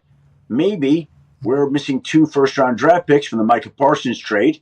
Maybe we look to get some draft capital back for you if the two sides can't agree on a price. Like, I think that's within the realm of options. Okay. But the one thing you know is that they are going to try to work out a deal, and we'll see if they can get it done. Okay, so just I'm piecing some things together. Team with no owner, okay? Team's money. Ty's the owner. Certainly, Ty is paid for a paper and has contributed to the fund. You know, also the real estate around that we've seen, the open books, like $170 million or something like that on real estate, $200-some million in a profit. So they don't have an ownership. They don't have an owner person. They have a committee that kind of votes. It's the public owns it, the team owns it, which we respect and appreciate. But what we're saying here, if I'm following right, Ed Policy's policy is going to be, hey, this team's money, we want you here, $7-8 million. Okay, we'll have you. Okay, you've been terrible in the playoffs, 3-6 in the playoffs. Yep. So we'll pay you $7-8 million. $15 million though, of not my money or anybody's money really. That's 7. He's already above 7. He's already above 7. Okay, so 10, whatever the number is, whatever the number that they're saying it's worth. They're saying that money that they don't own, that is no cap or no limit on it, right? Owners can pay whatever they want. They're cutting it off. You can't get it. We need to spend it on another tubing hill outside of the Packers instead of you being the coach for our team. What does this mean? We won't pay him what he's. But there's no cap on what you can pay coaches. So Ed Policy's policy is we like you to pay you about mid-tier because that's what we think you are. You don't like it? You don't like that? And then he's like kind of baiting him to say, no, I don't like it. I want to go elsewhere. Is that what we got going on here? Because him negotiating for money that isn't his or anybody's is a funny thing to think of whenever it's like $5-6 million a year probably difference. That's a funny thing, just an angle of negotiation. Sounds like they don't want to give him a deal, right? I think it's hard to know exactly what is real and what's not there. Got it, okay. Again, here's the deal. Like in any negotiation, actions speak loudest. So The Packers may come in at whatever number, and if it's below market, they're telling him something in a direct way. Or, again, they simply say, like this should not be, if we're just talking out, this should not be a difficult deal to do. At all, right? That's what I'm kind of saying. That's what I'm saying. Like, the money is set. This is what everybody else is Either they want it or they don't. That's what it feels like. Yes. Either they want them or they don't. By the way, you right? come up with each of the coaches' salaries, which they can get, which we have an idea of, okay? And you slot in where you think Matt LaFleur would be in that area. And I would say this. Does he deserve more than some coaches who have been hired in recent years? That number's been 11, 12, $13 million. Yes. The top coaches, Super Bowl winning coaches, 18, 19, 20 million. No. Has he won the Super Bowl? No, he has not. So should he be paid more than the young guys? Yes. Should he be paid as much? No. There it is. We've just bridged the differences. In 20. That's what I'm saying. And that money that we just put out on the table for him, that you just figured out right there, not anybody's. It's just, it exists. Like, do we just choose to spend it? There's no repercussions other than we have to pay this to you. It doesn't cut into anybody else's salary. It doesn't prohibit us at all. This is fairy tale money. This is the going rate for you. And it's just like, if you're not, I like that Ed Policy's playing a little game here. I like that Ed Policy's like, yeah, you don't like it? You don't like it at all? Okay. And then who they're going to pay the next guy more? Sure. No. Just to stick it to LaFleur. Yeah. I don't know who it is. Harbaugh? If it's Harbaugh? If it's Harbaugh. 20-something. If it's Harbaugh. And then what's that say? Interesting. We could talk about this all in circles. So let's talk about Harbaugh, though. He's taking interviews with the Titans, I do believe, and he's the belle of the ball. Obviously, Bruce Brown in the back there. He's a Giants fan. He's already AI'd Coach Harbaugh with his headset. Nice. You know, in MetLife, he's already done it all. Where do we kind of stand in the entire Harbaugh situation? Belle of the ball still, teams with coaches, potentially Packers, thinking about moving into the Harbaugh sweepstakes? Like, kind of how do we kind of sit with it all right now? Well, if you want John Harbaugh in New York, I think the first thing you want is the Green Bay Packers and Matt LaFleur to work out a deal. That's the first thing you want to have happen. Because if they don't work out a deal, that opens up the possibility of Green Bay as a potential favorite there. Now, again, John Harbaugh gets to sit back and call the shots here to a certain extent. And he has interest from these teams. He could go, I'm sure, to New York if he wanted, Atlanta to there if he wanted, Tennessee if he wanted, Cleveland if he wanted. We're waiting to see, obviously, what else transpires, namely Green Bay. We mentioned yesterday on air, again, it might mean nothing, but I don't think it does mean nothing. His agent is Brian Harlan. Brian Harlan's father was Bob Harlan. AJ, you know Bob Harlan, right? Oh, yeah, he's a great guy. Yeah, former president of the Green Bay royalty in Green Bay. The Harlans and Green Bay are quite familiar with one another.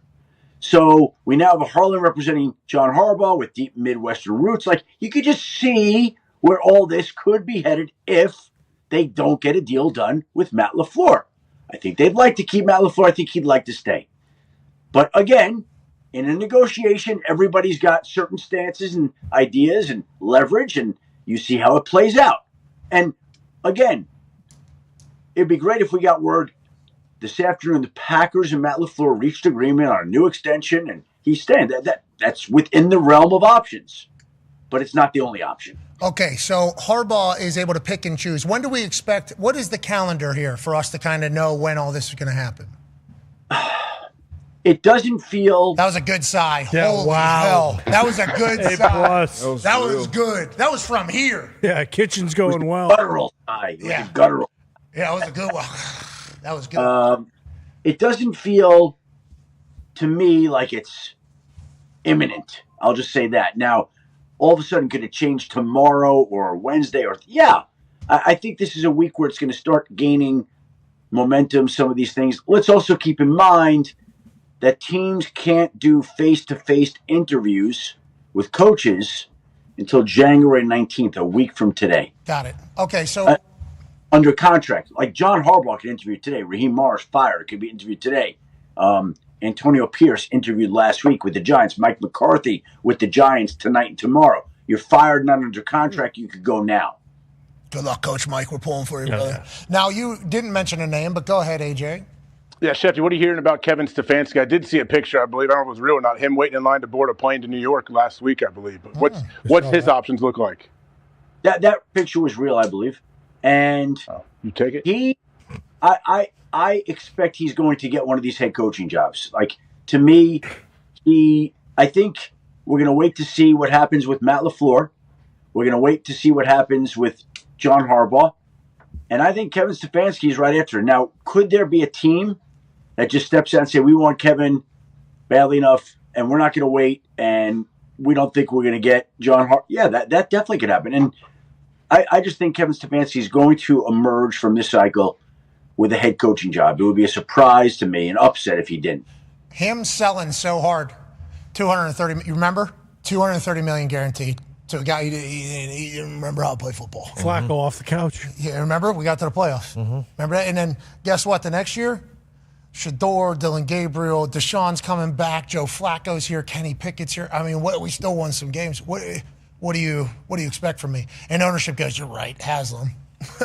That place has no shot. We'll hire you. Is that kind of the mindset there? Because I saw McDaniel was getting an interview as well. And my first thought is there's no way McDaniel gets another head coaching job after what just happened. Maybe offensive coordinator job. There'll be a lot of places that would probably love to have him as a coordinator, just like Robert Saleh just went back and is now the DC yet again for San Francisco, get a huge win in the playoffs, and now his name's hot again back in the head coaching cycle. I assume that for McDaniel, but he's getting head coaching interviews. He just got one with Cleveland, I believe. Is that to be expected, and is that how we should be kind of talking about McDaniel at this point? You know, Cleveland's definitely toyed with the idea of what it would look like if they hired Mike McDaniel as their head coach. I think when it comes to Cleveland, I think Jim Schwartz looms large there in this regard. Like, he's a guy that has served his time and paid his dues and is worthy of a head coaching job.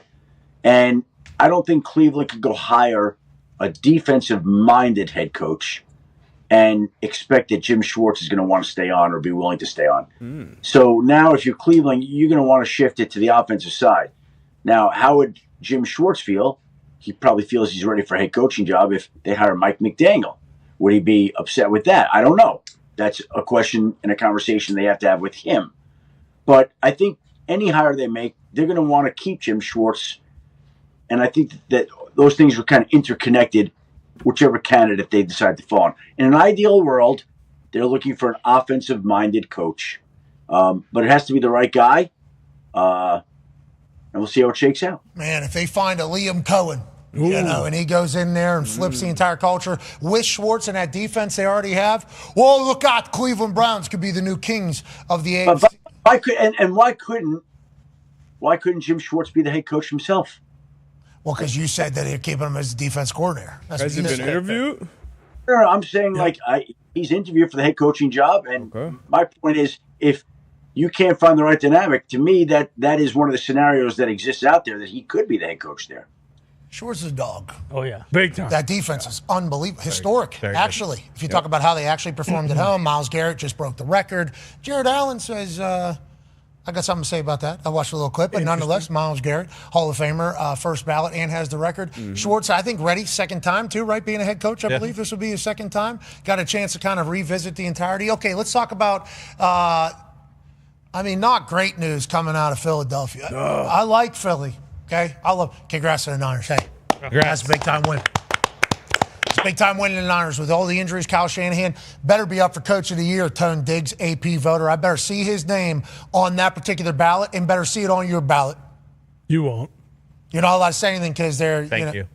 Good but job. whenever it comes out, we're going to need to see that. So just know, tick, tick, tick, tick, tick, tick, tick. We're about to find out about it all. So great win for the Niners. But on the Philadelphia side, seems like there's been a lot of issues on the offensive side of the ball. Go ahead, D-Bud. Speaking of the defending champ just got knocked off, it's been loud around offensive coordinator Kevin Patullo all season long. It's obviously has been a revolving door at that position for Jalen Hurts pretty much every year he's been in the league. What are you hearing about Patullo's future in Philadelphia? Well, I think the last time this team struggled, coming off a Super Bowl type of season, they made dramatic changes to the coordinator spots. And one of the spots they made was they hired Kellen Moore, and that worked out great. And then when Kellen left to become the head coach of New Orleans, a team that had a strong finish this year, they obviously hired Kevin Patullo. The offense has looked simple, flat, basic. I think a lot of people around the league all expect that there'll be change there coming to the offensive side of the football. It's a question of how extensive it is, how much the Eagles want to do. But I think that seems to be the prevailing wisdom. The offense never seemed to get it going. The offense yesterday had the opportunity to try to save the game, pull out the win at the end. Basically, their season was left in the hands of their offense to come through in that one drive, and they didn't get it done. And I know that they feel like they have the talent there. The personnel is top flight, and didn't happen. So there's going to be fallout there, no doubt. Yeah, certainly. It was loud all year for them. Oh, yeah. And just think, if somebody trips, falls, and Goddard picks up another touchdown, and they win that game, we're going to next week with the Philadelphia Eagles saying, these guys, man, they have a fight on the sideline. Big Dom's in there action. He's catching passes now. You know, like we would be having that. But instead, great hands, by the way. Hey, that's why you get a little boo-boo. Yeah, that's right. Okay, that's why somebody makes a little boo-boo after you. At least he caught the damn ball. Yeah, and then right after he caught, well, see, that's what a lot of people in Philly are saying. A lot of people immediately say after A.J. Brown and Nick Sirianni kind of go draw a face mask there on the sideline and Big Dom has to get involved. A lot of people say, well, he's clearly trying to get out of town. Trade him. Everything will seemingly go better next year. That ain't going to happen. What's the cap hit? $78 million in dead cap. So let's figure out how we get everybody get along. That's what they're going to be trying to figure out over there in Philadelphia. Good luck to them. Now let's talk about tonight's game, shall we, Schefty? A super wild card weekend wraps up in Pittsburgh, Pennsylvania. Go ahead, Tone. Yeah, Schefty, tonight, Steelers, Texans. I believe both teams are relatively healthy, unless you have any other information that I do not have.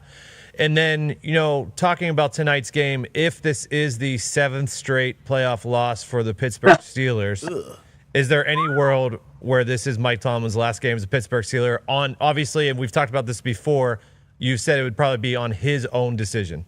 Yeah. Tone, how do you feel about the game tonight? I am cautiously optimistic. You are? Yeah. You know what I like for tonight for you? Uh-huh. I like the fact that most people feel like Houston's going to win. It just feels like most people are expecting Houston with that defense to go in there and win the game. And usually it feels like most people are wrong. That's what happens. Schefty, breaking, if you want to tweet this. First time, Super Wild Card Weekend. First time, public betting. Over 60% of the public bets. 5-0. Heading in. 5-0. All season, to your point, though, whenever most people think a thing, it's wrong, you're right. Yep. All season, 60% plus of the public bets just absolutely demolished. Super Wild Card Weekend, though, 5-0. Does that mean tonight it makes it 6-0 and the people actually know what we're talking about? There's a chance that people are due for a loss tonight. See, you're one of those super negative guys. That's what stats would say. I'm just saying the stats, people are due to be wrong tonight. The crown is mine. Crown is yours. No, the crown is yours. No. Correct. The crown is ours. 5-0 on the weekend. Good for us, boys. Yeah.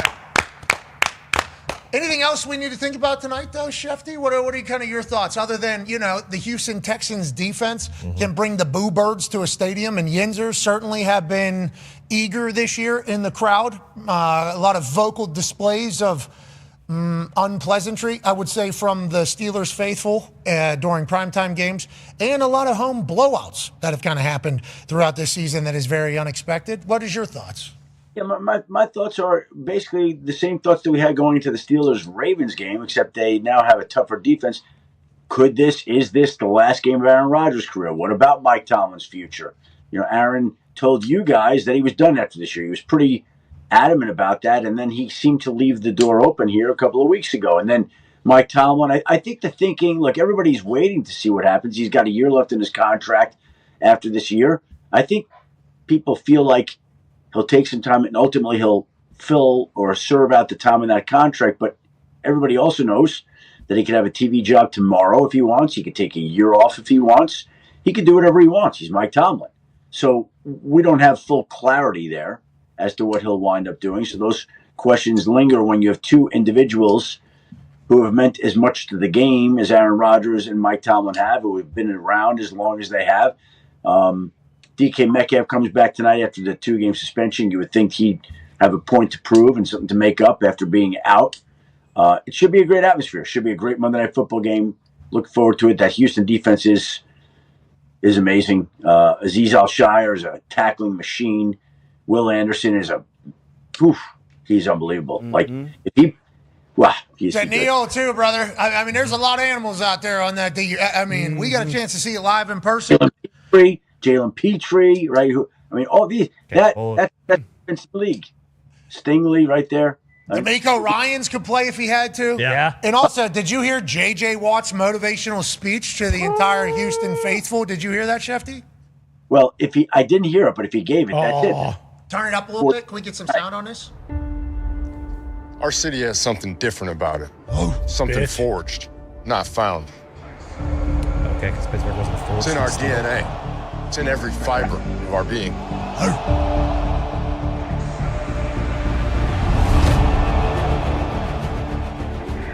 We were once the Bulls on parade. This defense, they are the real deal.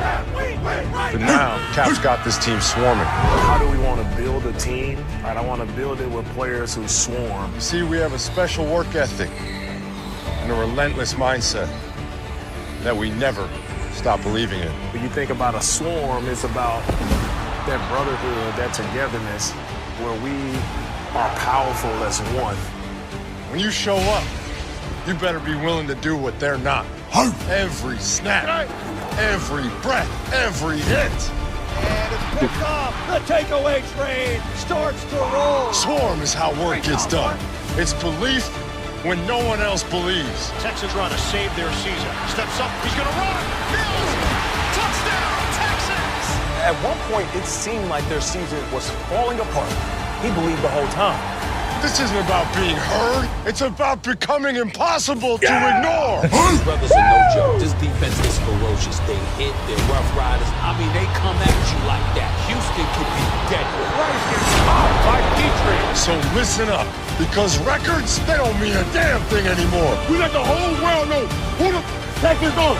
Brown, well protected. Collins, wide into the end zone. Collins, touchdown. What a catch. No matter what we're up against, no matter how we have to go out and find a way to win games, you guys do that, man. A swarm is coming, and it's built to hunt, built to finish. A humongous touchdown to end the regular season. And built to stop anything in our way. And if you've been here long enough, you know exactly what that means. Inches up, H-Town.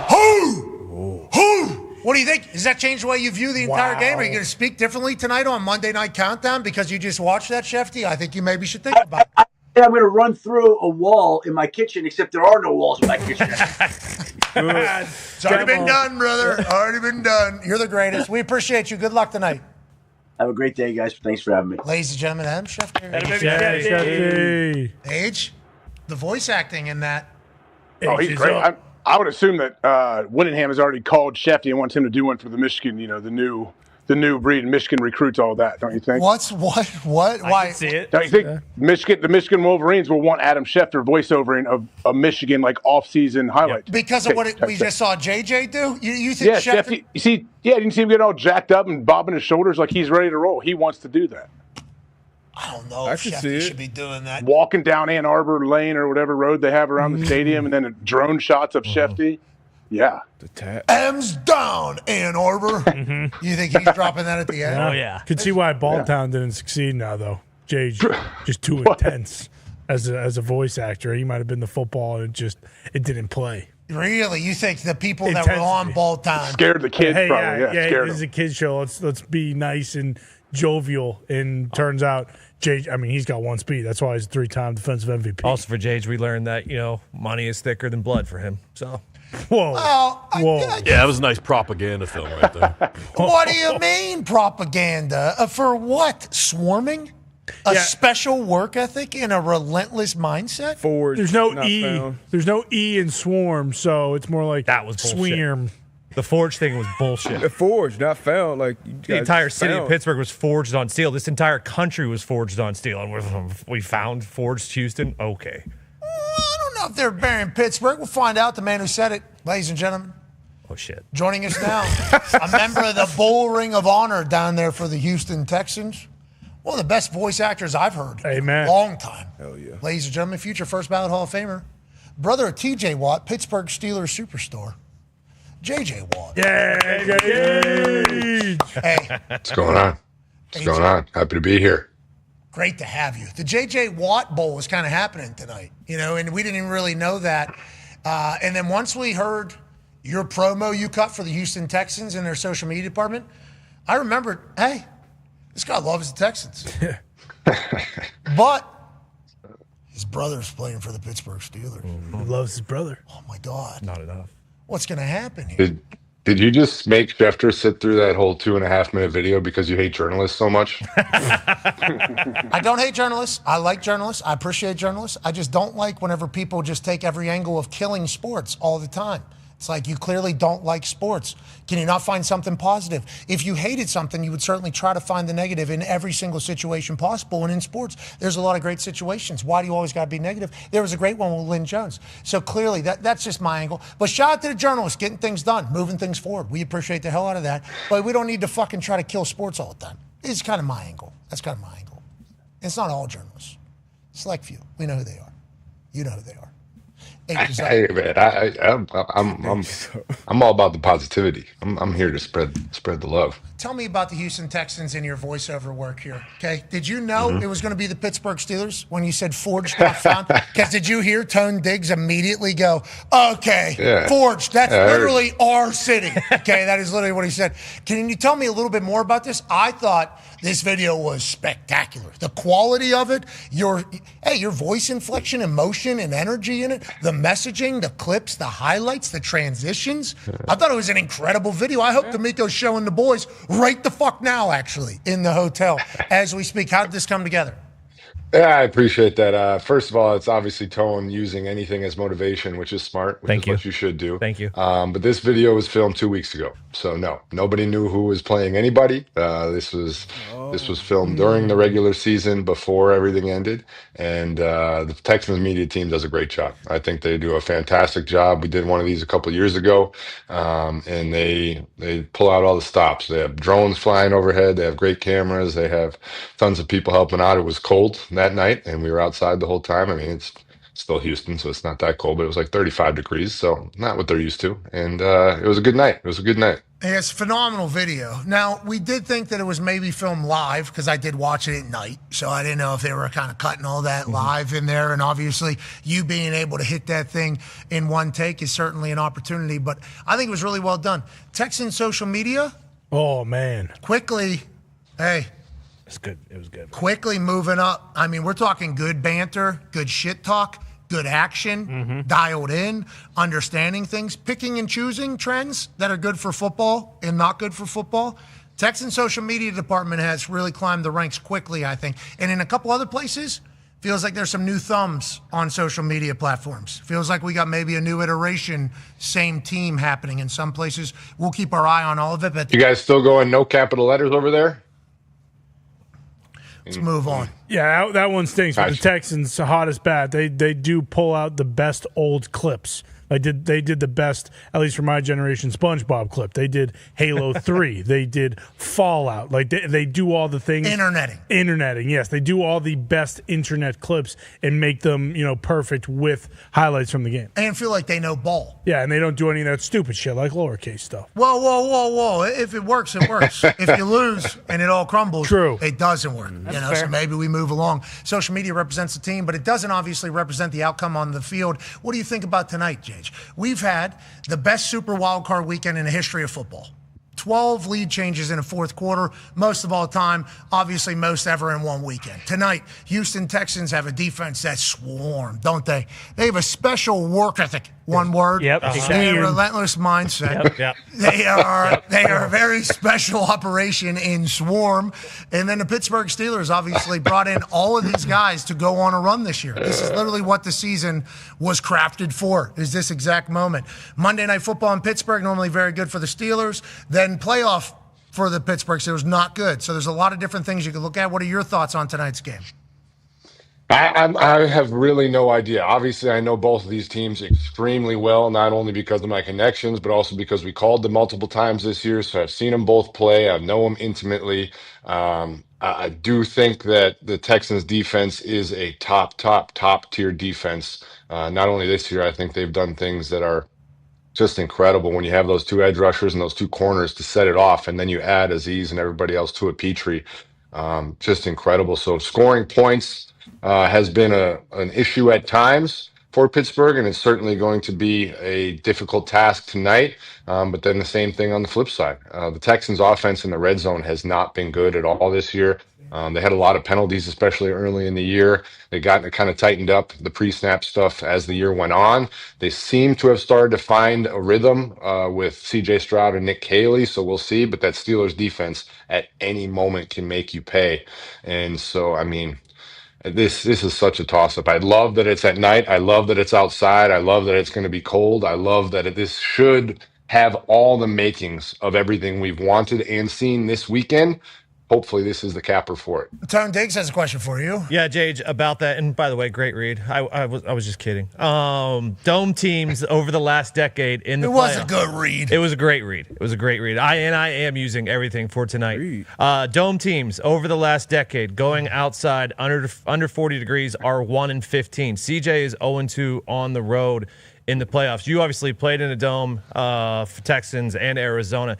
Is that a real thing when dome teams or warm weather teams are going to cold weather places during this time of year?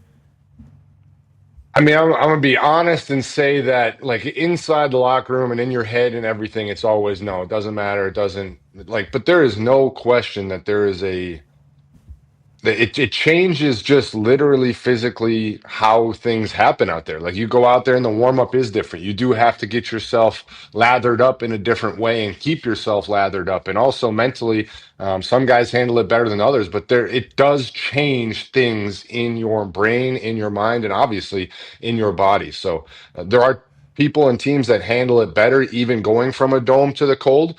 But anybody who says that it doesn't change anything is literally not true. I mean, you watched Tom Brady talk about the wind yesterday, and that's a singular factor that plays a role where you haven't really had that as much when you're a dome team. You need the inverse of a C here to keep the tip down. Mm-hmm. You know, because when you can't be underneath that thing because too much surface area on the bottom. Get under the tip. Tips down. Yeah, if the tip's up, I think we'll kind of go. You know, that's kind of part of the problem. That's why whenever you're punting into a wind and you get that thing, it rarely turns over. So then it just kind of gets a lot of surface area, and that thing goes to the left, and everybody boos you. You know, and then you jog to the sideline, and they say you're weak. So you got to get a super tight spiral so that thing will cut through. To do that, you got to be able to snap that thing off just like that. Speaking of kicking tonight, two great kickers in this game. That stadium known for creating kicking issues. Obviously, we just saw it last week, but two really good kickers in this game and going to play a huge role. 18-mile-an-hour gusts. In Pittsburgh, there's a chance that that's there's a chance that that's a scary situation. Now, do you think the Texans brought you into the social media video strictly to combat, almost brought you in as a saint, to combat Father Maximilian Maxwell? Do you think that they potentially brought you in to battle against Father Maximilian? Because I'm going to let you know, Maximilian's undefeated, brother. And I think I have a question because I didn't read enough about this. They do this every time they lay new sod, correct? Yes. But I assume they didn't lay new sod this week, so he's not re-blessing? So he is substitute. First of all, he's substitute priest. Yeah. Main priest not there. Father Maximilian kind of in there as a sub. He's done games before, but he's not the every game guy. This is Father B here. This is the B Father. And this might just kind of be his thing. I don't know if sod matters or just Father Maximilian feels it and goes, holy shit. Just like Jesus Christ used to talk to Palomalo. He's talking to me. That's exactly what he says. I don't think he'll say that. Well, he's talking to actually Jesus Christ. Yes. Mm-hmm. What are we talking about? So he definitely wouldn't say it. What? Troy Polamalu had Jesus Christ telling him whenever the ball was going, which direction, whatever direction. That stadium has seen and heard from him before. I experienced it on the wrong side, which still to this day, what's going on, JC? Me dancing in the paint that night would have been pretty sweet in front of the family. But I think what Maximilian said, Jesus Christ telling me, it's kind of hit this thing. Little he know that it was actually going to push a field goal wide. Yeah. Guy was going to get fired, and they're going to have to do a full rebuild on the other side. But maybe he did know is what I'm saying. So maybe Maximilian tonight goes out to the middle of the field, like a little fumble is going to pop out. Right? That's a good idea. Yeah, like maybe a make kick's going to come from Chris Boswell. Then we need to get eyes on Father Maximilian's water. Yeah. As soon as because he is carrying water for somebody. Who? Yeah. Jesus The Christ. Lord, Yeah, and Our Lord and Savior. Yeah, so we need to get eyes on the water of Father Maximilian, and that seems to be a good fortune teller, like Juggernaut, rest in peace, for what's going to come down the road. Yeah, you and I were always raised, pray not for winning, because God willing we shall. But I don't know if that's how Father Maximilian operates or not. But to JJ's point, I did read an article. It is blessed every time they lay new sod. I believe that was the first game since the new sod was laid, so that's why he was doing it. But I think we need to maybe break that tradition and bless it again tonight, just in case. Well, because I'll go off that. There's no fresh water tonight. Well, we don't think maybe they'll be able to adjust. Is that not something that happens? Maybe we need a little bit more water. It's Monday night home playoff. I think Father Max is doing the coin toss and the national anthem tonight. Wow, he should. He's a singer? Yes. Yeah. Oh. Yes. Amen. Yeah. Is that? I mean, flipping this forward, Chicago's got to get on this bandwagon. Get the Pope over. He's from Chicago. He's potentially. Toss him on Soldier Field. He doesn't care about Did you see the fourth quarter? I think he just kind of got a lot of other stuff going on. He's the Pope. The snow before the game, that was him. Yeah. That was him. He was like, hey, I can't make it, but. You won't feel it till later. Just wait. You're all gonna experience it. What an environment that was. Hey, what a special time. Now they're talking about Packers, extending LaFleur, trying to extend with LaFleur. Obviously, the Bears doing what they're doing. They invested in the right spots and turned this thing quickly. Go ahead, Ty. Yeah, JJ, I'm just curious, considering you're one of the GOATs at the position, how do the Bears go from being maybe the shittiest defensive line in the history of the NFL in the first half of that game to all of a sudden, you got you got a couple J.J. Watts, you got a couple Aaron Donalds out there in the second. Like, how does that happen? The Packers could not block them in the second half, and in the first half, they didn't get pressure on Love, I don't think, once. Yeah, no, it was the second half of that game was certainly something to study. I mean, Sweat's a good player. He goes out there and he plays well. I know Booker has the Packers fans have a fresh hatred for him, somewhat understandably at times. But I mean, the second half was crazy, man. The second half of that game was insane. I saw the stat the other day that it was like the Bears are 3-3 when they are trailing by 10 plus inside 5 minutes, and the rest of the NFL is like 3-167 in the same scenario. Like we've talked about it all season long, like not the same old Bears moniker, and you're kind of waiting for the hat to drop, and it just never dropped. That throw was the most insane throw in the moment on fourth down. Pretty just unbelievable all around. I don't know why they were so successful in the second half in the pass rush standpoint, but man, the cardiac Bears, whatever you want to call them, it is fantastic to watch. I'd love to watch Bears-Packers rivalry every week. This is cinema. I love Ben Johnson and Matt LaFleur. I love everything. Also, love what he did in the locker room. Can't stand people that are like, why is he saying that? That's classless. I'm like, dude, this is what we got to get back to. Like, we got to go back. Like, this whole jersey swap on the field, like, I got you on my fantasy team, you're on my fan. No. Yeah. Let's go back to being in the locker room saying how much you hate the other team. Like, this is good. Yeah, and the boys have rallied around it. They've certainly rallied around it. And before he even met this locker room, he was already setting this up, Can't wait to beat Matt LaFleur twice, just immediately. Oldest rivalry in professional sports. Ty informed me of that in the first hour. I should have known that. Probably heard that before, didn't remember it. I apologize. But I like whenever the coaches don't like it. I like it. I like when the outfits don't like each other. Now, granted, I don't think we'll ever see the Packers come out and publicly say it. But now the Bears have kind of set the precedent here. Like, the Bears have kind of set the precedent. Like, next year, whenever it's Packers-Bears week, the first one, it's going to be a full Packers hate week coming from the Bears team. Like, this is what this is. This is good for football. This might end up on, like, Thanksgiving. Yeah. Or like Christmas. Or something like this. This should become one of those games that become an NFL staple. Yes, you set yourself up for the next time you lose. It's all coming back your way. That's why everybody's so scared of it in today's world, because they're like, well, at some point this is going to come back. Well, yeah, that's sports. That's why it's so awesome, because it should come back your way when you lose. This should be the most hated. You hear AJ popping jokes at Schefter, like, it should be Ohio State hates Michigan all the time. Like, this, I love this. Yeah, I didn't even think about AJ burying Schefter there, saying Ann Arbor Lane or whatever they call it. I was trying to get him another gig. I thought he could pump the troops up. No, but Jay, he was saying that's the best person they got for their husband. Exactly. Yeah, Jay, I didn't even think. I should have. As a media guy. I can't even think that I didn't think of that, especially with AJ, because I know he's always, working some angle. What's the angle? Yeah. Jay just immediately watching that going, AJ AJ just killed Schefter. I didn't even think of that. He did. He did. I don't think AJ ever in his life has said anything on the show that did not have some form of underhanded something in it.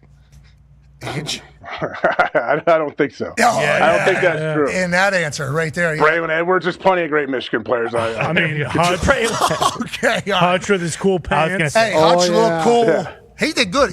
You know who he said he looks up to? JJ Watt. Who? This guy. Wow.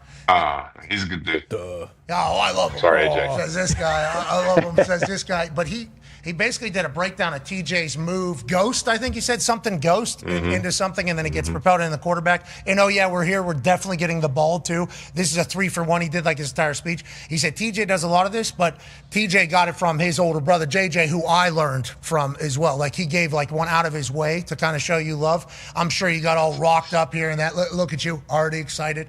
I'm happy. I didn't catch it. Where was this? I'd like to go watch it now. It sounds great. I'd like to participate in this. It was on ESPN. Fantastic. He was actually he did a pretty good job. He did the whole pregame. Looked very comfortable, but he did the entire Sunday NFL Countdown show. Showed you a lot of love. Your brother, how do we feel about TJ Watt? Let's talk about what you guys have done for football. Obviously huge. I like him. Okay.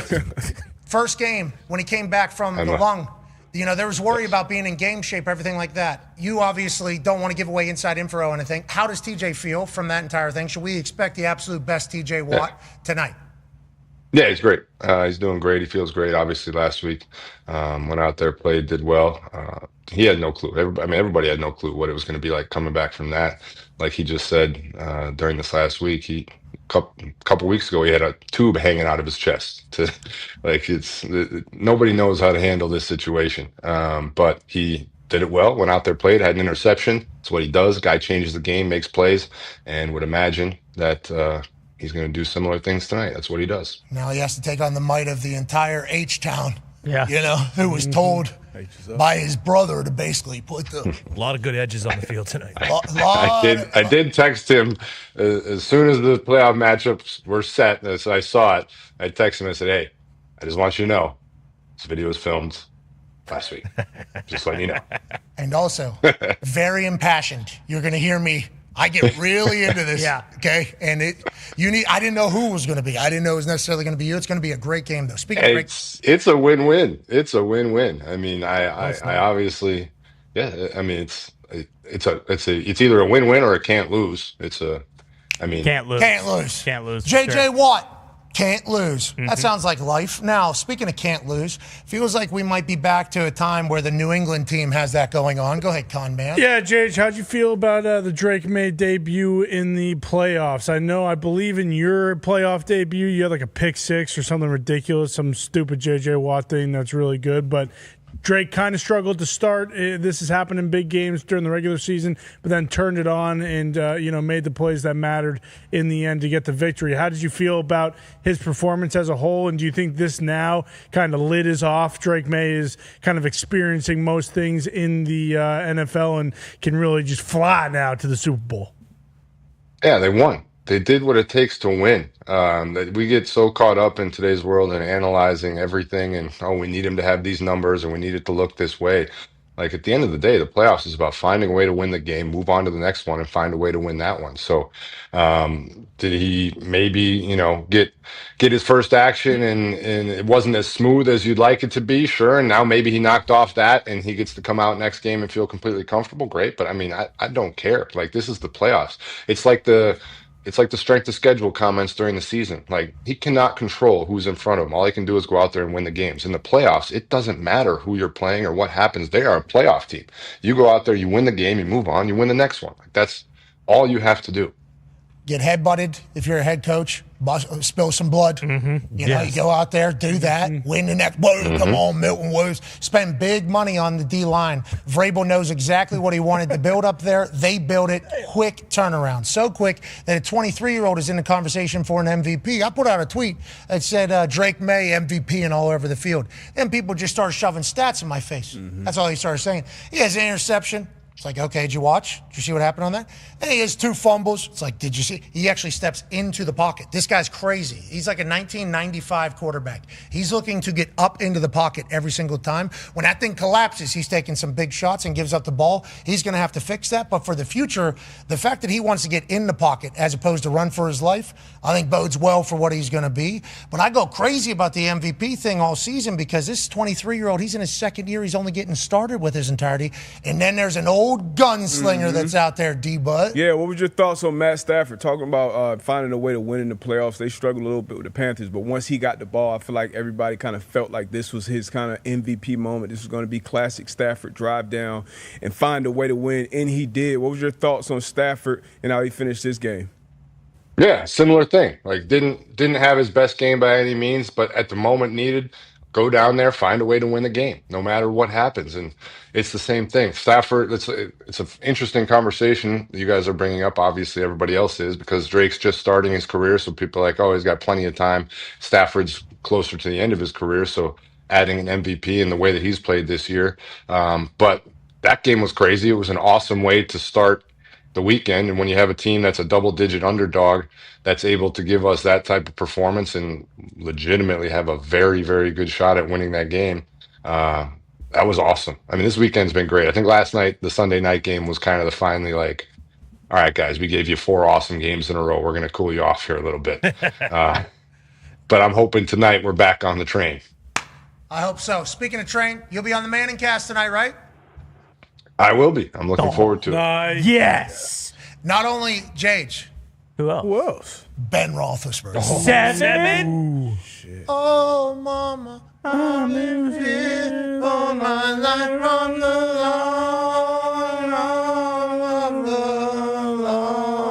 I get a little bit worried because if those boo birds come out in that first quarter, what the Texans defense can do, is Renegade by Sticks going to get booed again today? Oh, no. Not the first quarter. Even played? You don't think they'll boo the first quarter? Used to slow starts? They haven't scored more than 7 points in the first quarter in 76 straight games, I believe it is. Okay, so first quarter. It's an unbelievable stat. It's an unbelievable stat. What? That stat every single time is mind blowing, dude. I will say, TJ did say, I mean, I think he said it publicly, but he also said it to him. He said that last game against the Ravens was the best atmosphere that he's seen at that stadium since he's been there. So now imagine a Monday night playoff game. Like this has a chance to be all my life from the Lord. That's your brother's intro music. Okay? And you can't even sing it. You know why? Houston, Texas. I don't think that's their intro music. You don't even know. That's his intro music. They run that, and guess who's showing Do they do it for the intros? No, they do it for the fucking fourth quarter defense on the So it's goddamn not field. the intros. Hey, It is an intro. I'm just trying That to figure song out where plays- you're at. I don't think you know what you're That talking song about. I plays, think you and then a are shot of pissed that the TJ. Colts couldn't use the hype video that you filmed for them because they didn't make it. So now you're mad. So now you're trying to lash out. No, he did IU. They play, shout out. Yeah, he's all of a sudden going to universities. He never stepped foot on campus before in his life. They would never let me in there either. There's no way with how smart they are. But they show a highlight reel of defense kicking ass, and then they cut right to TJ Watt, basically, and the place goes crazy. Yes, of course. Yeah, I mean, of course, that's as you would. Yes. But you can't even sing it for your brother right now because you cut that promo for the Houston Texans. Sad. social media team. It's okay. It's We'll ring sad. it Can't on. lose. Win-win. Can't lose. If you can't lose, can you win? JJ, always doing that. We Tell you what you can do. Be a friend, tell a friend something nice, might change their life. Do something like they did down in Jacksonville. Spread some positivity, spread some love, some happiness, some joy. You guys have a wonderful day. This is the Pat McAfee Show, signing off. See ya! Yes, JJ! Crushed it. Oh my That was God! great. That was Professional. Look at you! Look at you! That's unbelievable. Gosh, I really wish I had that lady's name ready to go. It would have been great if I could have dropped her name in there. I wanted to drop her name. Lynn Jones. I thought it was Lynn. I just didn't know for sure. And Yeah, because it would have been the complete opposite. Yeah. If you get the name wrong, that's a smart idea. Yep. Yeah. Staying up here, smart idea. Jacksonville. Yeah. Jacksonville, yeah. I'm still laughing at the fact that you just had Schefter sit there on camera for 2.5 minutes. I was getting ready to come on and I was watching. I was like, he's just got to sit there and watch this whole video. Well, I was expecting a take maybe afterwards, but then to be clear, I think I forgot how long that video was. Yeah. And then As it pops up on the screen, when do we cut it off? Because Jay just getting. You couldn't let me. You couldn't cut me off for the crescendo, brother. Right? Yeah, exactly. The whole reason why I was listening is fucking listen to this guy because he does get. This isn't about being heard. It's about becoming impossible to ignore. Yeah, and you had it in there. Where'd you record the actual audio? On the field. That's that's all from the. That's as you were walking and everything. Yeah, there's no like sound booth audio. I agree. They did. And great delivery. They did a good job. Yeah, great delivery. One take. It's all one. That was one take off the top of my head. Fucking send it. And talk. So no flubs. So hold on. So there was a group of people over here that needed motivated that you were talking to, or was it an empty? This was an empty, dark night field. You're just walking, jacking the fucking people up, not off, but up. Almost lost it there. Yeah. No, I was just motivating the camera, just straight to the camera. This guy's a pro, dude. Call it the McAfee. No. I need humans. I need humans out there. You just being able to deliver like that, that's JJ Watt football. You can catch him tonight on a Manning Cast. That's right. While his brother takes on the team that he's in the Bull Ring of Honor for. You're the best. Who do you got? We'll make our picks on the other side of this break. Mm-hmm. Who do you pick? Can't lose. Can't lose. Yep. Can't lose. I can hear the music. Nah, it's just because it doesn't really mean anything this time. The music. Just kind of like maybe we're leaving, but we're not playing you off like it's Golden Globes. Nah. That's certainly what it feels like. I feel like it's a hard playoff because somebody has to take a piss. That's what it feels like. Yeah, I certainly have to pick. You have to pick. Oh, nice. A little bit. Can I give Jage a homework assignment? Certainly. Because he's very smart with these things. Jage, could you study low-frequency electromagnetic fields and how close they are to practice? Know all about it. Check the trees, brother. Check the trees. Okay. That shit's real. Mm-hmm. I'll tell you trees. What do we check on the trees? I don't know. I saw somebody say it. I think the trees closer to it are dead, and the trees further away from it are alive. I don't know. That's what I've heard. Just pure Twitter bullshit, I think. But I also saw it, so I'm spreading it on national television. Apparently. No, we're not on. We're only on the internet now. Still counts. Oh yeah, never mind. We're back on the internet. Yeah, it's already here, so still counts. When I saw that, we should not put it up. But when I saw it, for sure, I thought to myself, "Oh yes, I love that this is happening." Like. The conspiracy side of the internet is seemingly getting into football now. This is going to be a fun run. That is 20 million views on that. I was excited. I'm like, yes, this is, here we go. Because then there's going to be more, right? Because once you start snooping around, wait a minute. Also. So I got pretty excited about the opportunities. Didn't really think. All right. Then you start like reading thread, and then he threads to another thread, and all of a sudden I'm in an actual rabbit hole going, real, man. They need to move this state. These guys, guys need to get out. I was thinking this last night. Is there one free agent, maybe at a different level, maybe not big dog, that does say to himself, "I'm not going there"? Mac Hollins. Just one single one. Yeah, Mac Hollins would be the one. Yes. He could feel it though with his actual bare feet. Mm-hmm. That's why Rodgers didn't go, and Brady. You all right? No, I'm not. Struggling, grinding through it. Yeah. Come on, man. We got the second most viral clip of all time I'm here. starting to sweat now. Mouth watering. Yeah, I'm getting hot mouth. Knees weak. Yeah, Arms are heavy. Yeah, I can't. There's about to be vomit on it.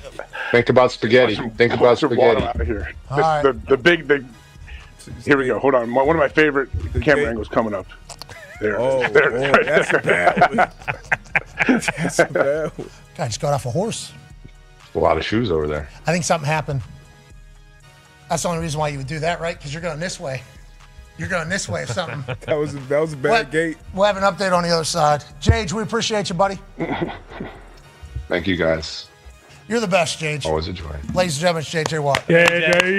Be your friend, tell a friend something nice that might change their life. We'll have an update on Ty. We'll have overreactions, and we'll make our picks on the other side. Should be a good time. Take 5.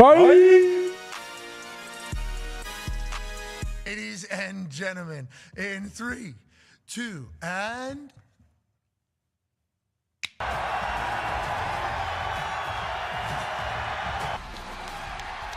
This thing's been staring at me all damn day. Oh, hell yeah. $500,000, Tyler.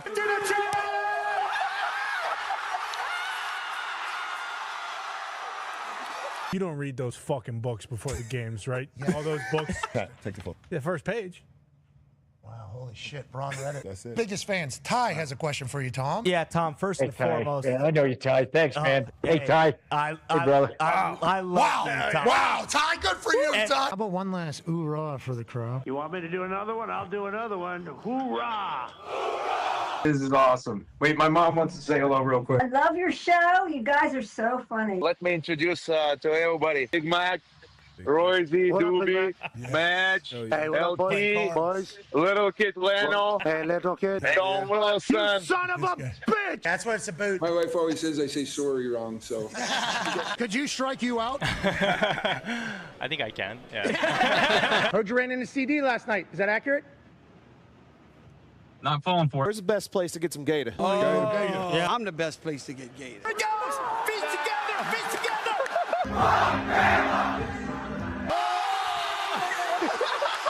Peter is taking a dump. Thank you very much. Pimento cheese and ketchup. Just like. Oh, I Start at the tip. I don't think I fully under. Oh! Can I get some soup? Yeah, these look amazing. I don't think this is even cooked. Notre Dame beats Pitt today! And that is this over. Jonah! Hello, beautiful people. It is our honor to introduce the legends that are going to be bombing balls this evening. Welcome to Paris Island, South Carolina, where they make Marines.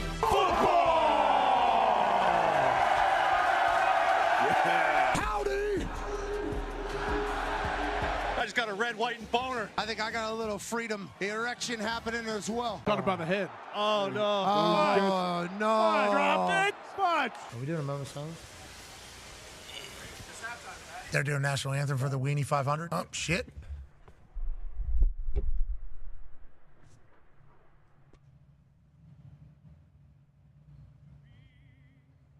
If I were an Oscar Mayer wiener. For $1 million. Look, Sydney. Holy shit, man. Of course. I do have family members with Down syndrome, or as you guys would call it, Dahn syndrome. Fuck it. Easy. So what we smoke? We don't care who sees.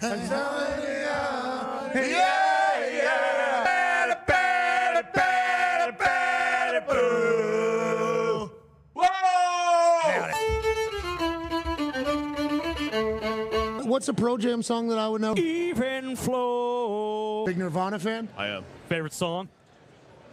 Oh, wait, no. Okay, I just lied. Never mind. Do we need to take this to a back alley or something? You guys are out of your mind. I believe what we are waiting on right now is for an American lad to walk out to a window and say, "It's me. I'm your next POPE." I was told, do not touch it. Boom. This thing is beautiful. Guy's got to poop his pants. We're going to wrap this thing up. Matthew Golden's there. He is. Go get him. Matthew Golden, wide receiver of Texas. Let's fucking go! Bones! Fossils! 6 a.m. My 7-year-old daughter comes in to wake me up and says, the skeleton's gone and the other one's broke on the front lawn. We're driving with kids. Okay, Dano. Dan, can you pull over? There's more coming. Okay, we'll call you back. AJ Hawk has a question for you, Mr. President. Yeah, Okay, he's a great player. That's true. I appreciate that. Unfortunately, my youngest son puked all over himself and went to the hospital, so my whole family's not here anymore to hear that. He seems to be doing not much better. I used to go pick corn off the cob, go put it in the microwave, put some butter on it, and serve it to him, and then I'd eat some as well. Got chewed out after that one. Yeah, okay, I like that. Bet you loved it. Gnawing on that thing. Yum, yum, yum. All right, Chuck. I'm going to do you, con man. What? Just like quick shout out, Constance. I'll say sis lost her house. Oh, no. She lives in the Palisades. 40 years there.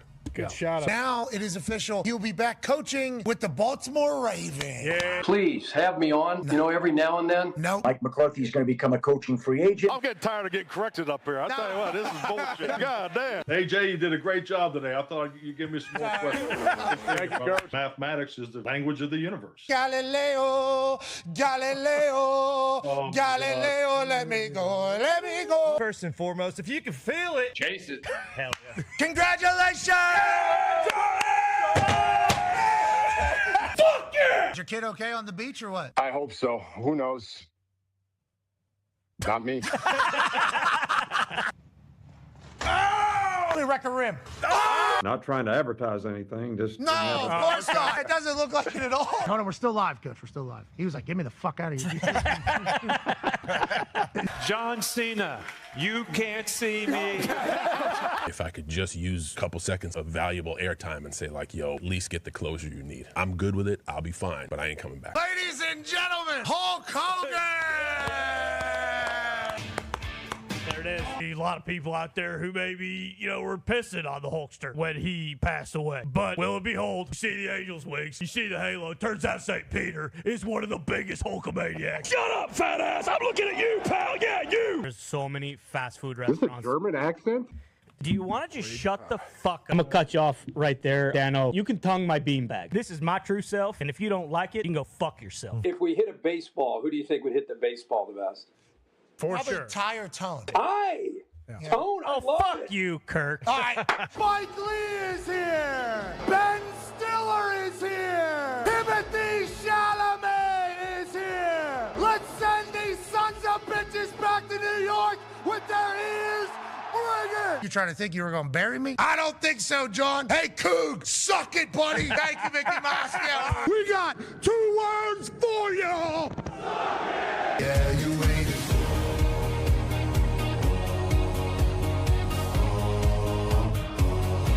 Yeah, you waiting for Duque. When I'm dead and gone, they will say that I was a loyal motherfucker. If I die, I die.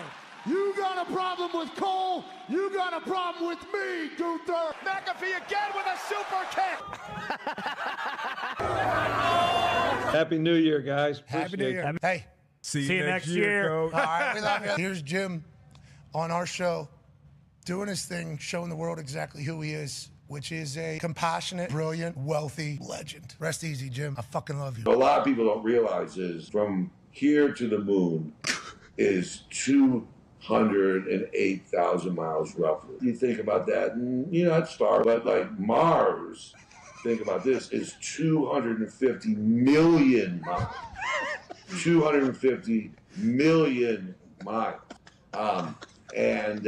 So, that's a little different thing because when you go, it takes about anywhere from 9 to 11 months to get there, depending on the alignment. Are you going to fucking Mars? And so, Jim, are you going to Mars? It sounds like you're... I wish I was. I think you have a chance to do a show from there when you're 8.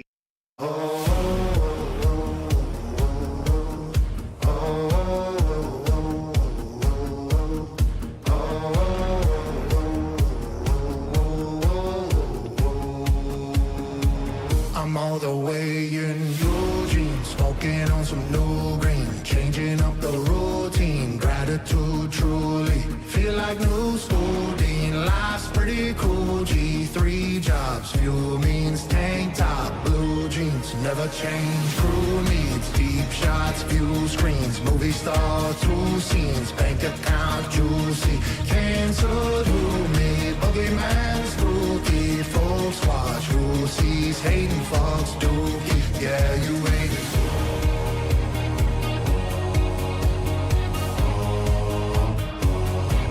Yeah, you waiting for Duque. Yeah, you waiting for Duque. Yeah, I'm up here in Eugene, smoking on some new green, checking out some new scenes.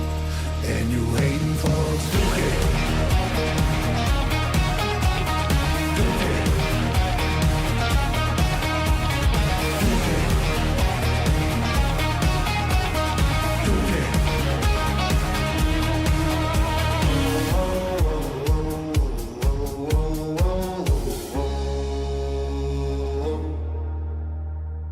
You know what? I think there's only one thing left to do here. I've experienced cafecito time. I've experienced the wonderful culture. I've experienced the beautiful people, and I think we got some Canes over here. We got some Canes over here. We got some Canes over here. This day in Coral Gables is going to be one that I will remember for the rest of Lewis started his dance right here at Miami. Ed Reed started his legendary run here at Miami. The legends of football run deep. The moments are special. The national championships are in abundance. Just last year, a lovely University of Miami woman diver from Italy won a national championship. This thing's been staring at me all damn day. You're out of your mind, brother. You're crazy. Kirk, I'm a little winded. That's what I was going to say. You talked the whole time you were running. I'll give you a chance to catch your breath, you son of a bitch. You're crazy. I hope somebody got a lifesaver over there. He's or something. My man's out of breath. It is a long way to the top. Are you going to jump in your suit? Are you going to jump in that Oh, my God. Yeah, so I'm tired for you. Oh, my God. Yeah. Oh, he's going to take the jacket off. Okay. Okay. Oh, he's taking the shirt off now. Okay. All right. Looking ripped. Yeah, looking looking ripped. fit. Oh, he's taking the drawers off. ladies and gentlemen, The pants. ladies and gentlemen, Not the drawers. ladies and gentlemen, if you come to this beautiful campus, you will notice quickly that the students here love this university. They love this atmosphere. And I'm with everybody. I think the U is back. Give me. He's got the speed on. Oh, my God. Give me the.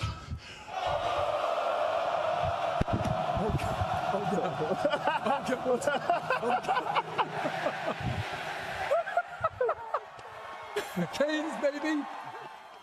Here it goes. Oh, God. Here it goes. Feet together. Feet together. I think that was the lead one so for the Pacer. And he's got the U. Flashing it out. McAfee with the refreshing plunge. Miami and Florida tonight. Let's have a look at that again. Check out the form, Herbie. Oh, man. Let's see the toe. We need just to Good, pretty good. Legs together, right? Perfect. Perfection. Hey, Why? let's go. This show stinks, and the fact that you listen, we are very, very thankful for. McAfee on the line with a gorgeous assist. The all-time leading tackler for the Green Bay Packers. Damn it! Be a friend, tell a friend something nice could change their life.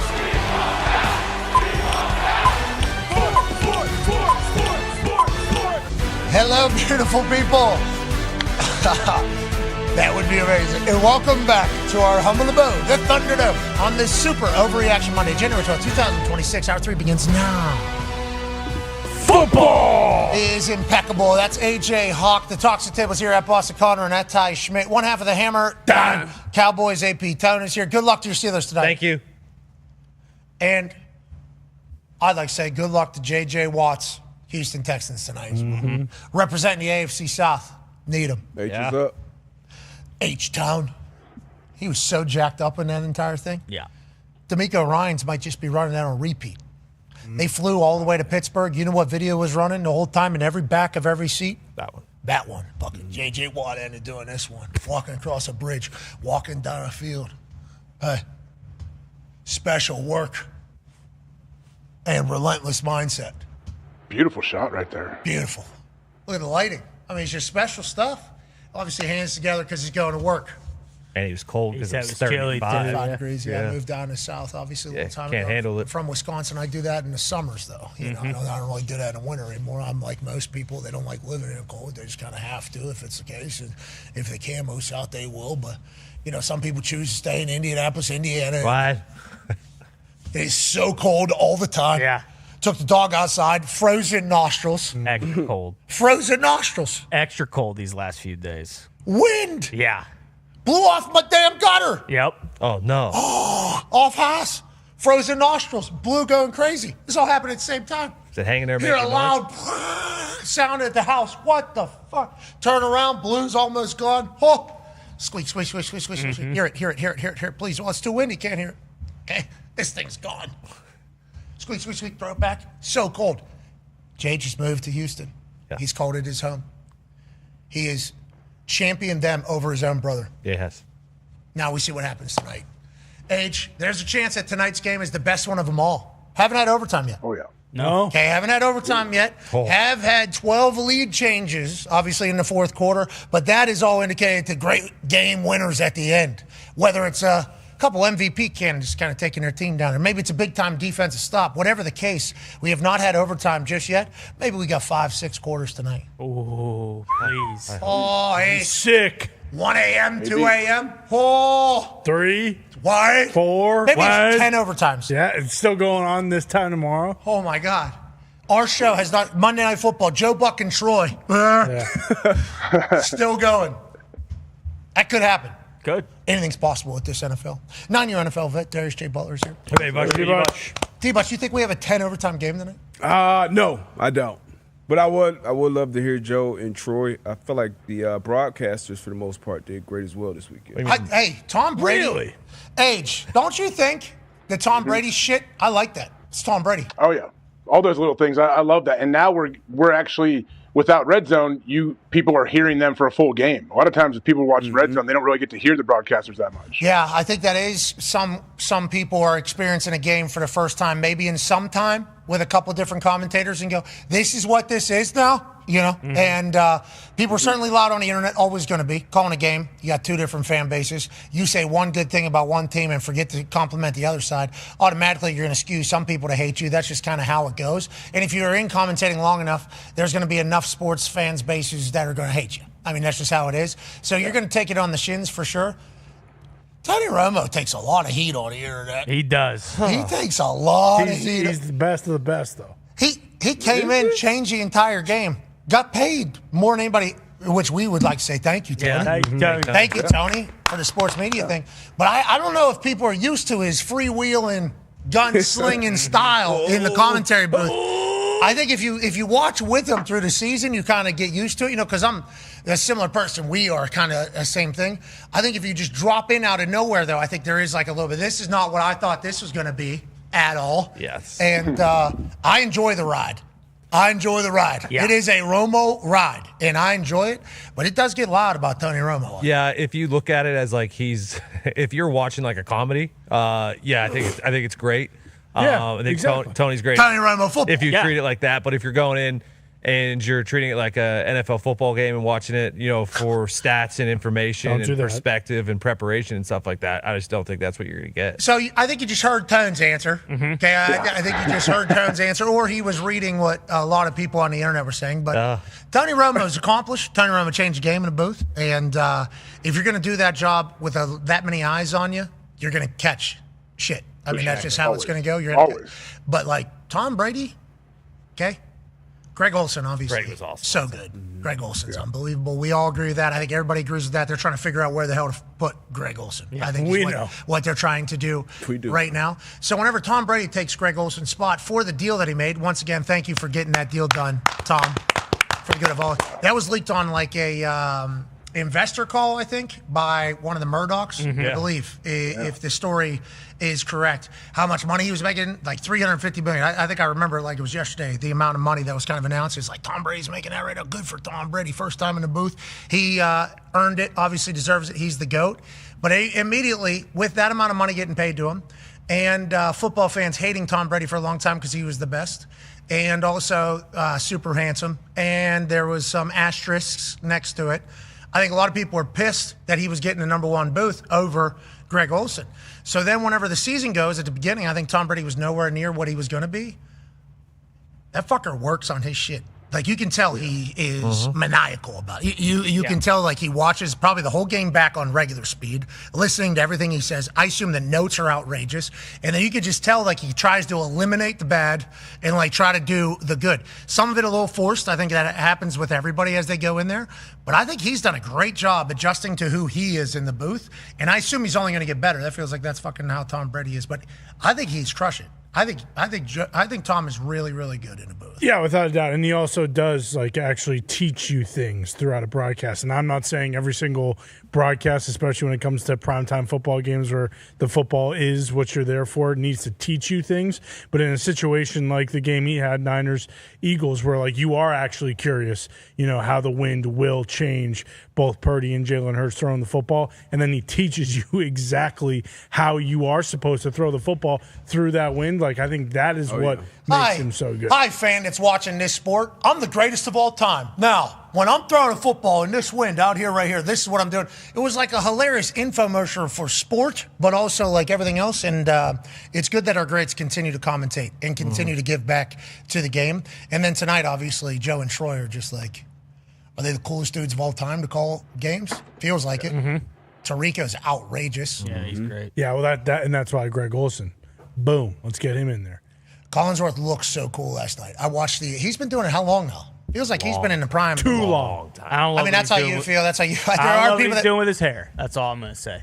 I think he was in a turtleneck yesterday. He was He so was. cool. He looked cool, but I stuck around for the after conversation. You ever been there? the after conversation? Yeah, they do a You ever podcast. been there? You ever What been do you there? mean? No, I have not. Like after the game, or where do you mean? Is it like a different spot, or do you mean right after the game in the booth? After the game in the booth, there's a podcast that happens between Tarico and Collinsworth live on NBC. Have you been? You've seen it? I've seen a little bit of it. Yeah, not all of it. It was good. I thought it was good takes from the day. Obviously, that's when they get a full body shot of Collinsworth mostly. He looks so cool, so calm. I thought he had good takes, threw it out. Tarico showcased himself to be able to host whatever. I mean, he's just so fucking good. Yeah. The Amazon show. Do you ever watch the after for them? Yeah. Good? I think they're pretty solid. Good show? Al Michaels coming back for another year? Yep. Good. Yeah, it's good to have Al Michaels in sport. With that being said, though, it's like Tim McAfee will never stop. Okay? Tim McAfee will never stop. There's nothing in him that will stop him. Like, he would just go and go and go and go forever. Is Al Michaels got another 5 years in him? Maybe. Like, is it his 10? Whose decision? Why wouldn't you want to? Why would you just want to stop? Like, agreed. Just because you're getting older doesn't mean you just want to stop doing what you love and you've been doing your whole life. Agreed. And his voice is just synonymous with big time football, you know, Yeah. which is why people say his voice isn't as excited whenever it's not big time football, you know. Yeah. When a Thursday night game is ass, a lot of people say, oh, Michaels doesn't care. Why is he, there's no emotions. And Al Michaels is like, do you believe in miracles? Okay. We've been there. When this gets to that, we'll do it. And then I think everybody's kind of expecting that. Yeah, people don't care about that. No, not at all. But Al Michaels coming back for another year. Means Herbie coming back for another year there? Yeah, I'd assume so. Okay, who else do we got this weekend? I mean, we're basically at all the same booths, right? Yeah, they're all locked in. But is that everybody? Have we hit everybody? Yeah. Great season out of you. And numbers are bigger than ever. Yeah. Something like that. Numbers are bigger than they've ever been. Good job on a call. And also for football, way to show up in prime time. Way to show up. How about, we haven't really talked about this, that Fiesta Bowl? Yeah. Boy. What a fucking game. Unbelievable. How about that, Age? Honestly. Back and forth. You know, I mean, when it comes down to the wire, and like they're trading shots back and forth. Yeah, it was awesome. Trinidad? Yeah. Jeez. Yeah. He's got it. He's got it, whatever that is. Yeah, and I know they're worried about a 6-year and all that shit, and they're suing him in Mississippi court, which will be a favorable court, I think, for Trinidad in the entirety as he tries to get another year at Ole Miss, and he's already committed to Ole Miss if he was to get another year of eligibility.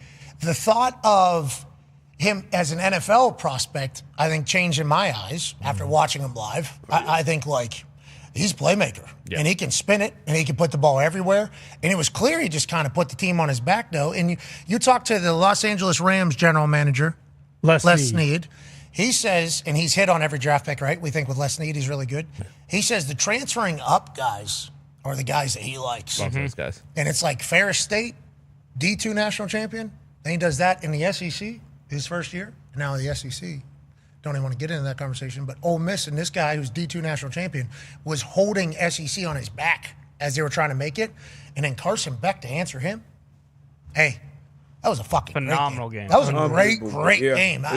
Legitimately, I almost forget about it because it was kind of immediately followed by us flying to the other side of the country, which was incredible. Good work by all parties. Shout out Karen. Hey, shout out Karen. Shout out. Karen's an absolute beast. Karen's logistics, planes to get us everywhere. Monster. Karen's been working with us for like 4 or 5 years now, right? Karen's a dog, yes. Karen's been around a long time. We appreciate the hell out of Karen. She does make magic happen. And also, Starlink planes. That makes a big difference. Karen also calling FBOs and airports. Huge. To make things happen so we can land potentially on the right side of a city as opposed to an hour and a half away from the side of the city. Yeah, Karen's an absolute beast. But anyways, we go from Fiesta Bowl all the way to Peach Bowl over there, and we watch this Indiana team just absolutely smack the Oregon Ducks. I mean, just demolish them, literally from the first play. Pick 6 first play. That was the loudest stadium I think I've ever been in. Oh, yeah. I think that was the loudest stadium I've ever been in. And I didn't know if my microphone was amplifying it with my ears in, or if that's actually how loud it was. So I took my ears out. It got louder out here. Yeah. And it was like, that was the loudest stadium I think I've ever been in. Yeah. And I don't want to sound like I've not been in a lot of great environments, because you're going to say Mercedes-Benz Stadium, Indiana Hoosiers.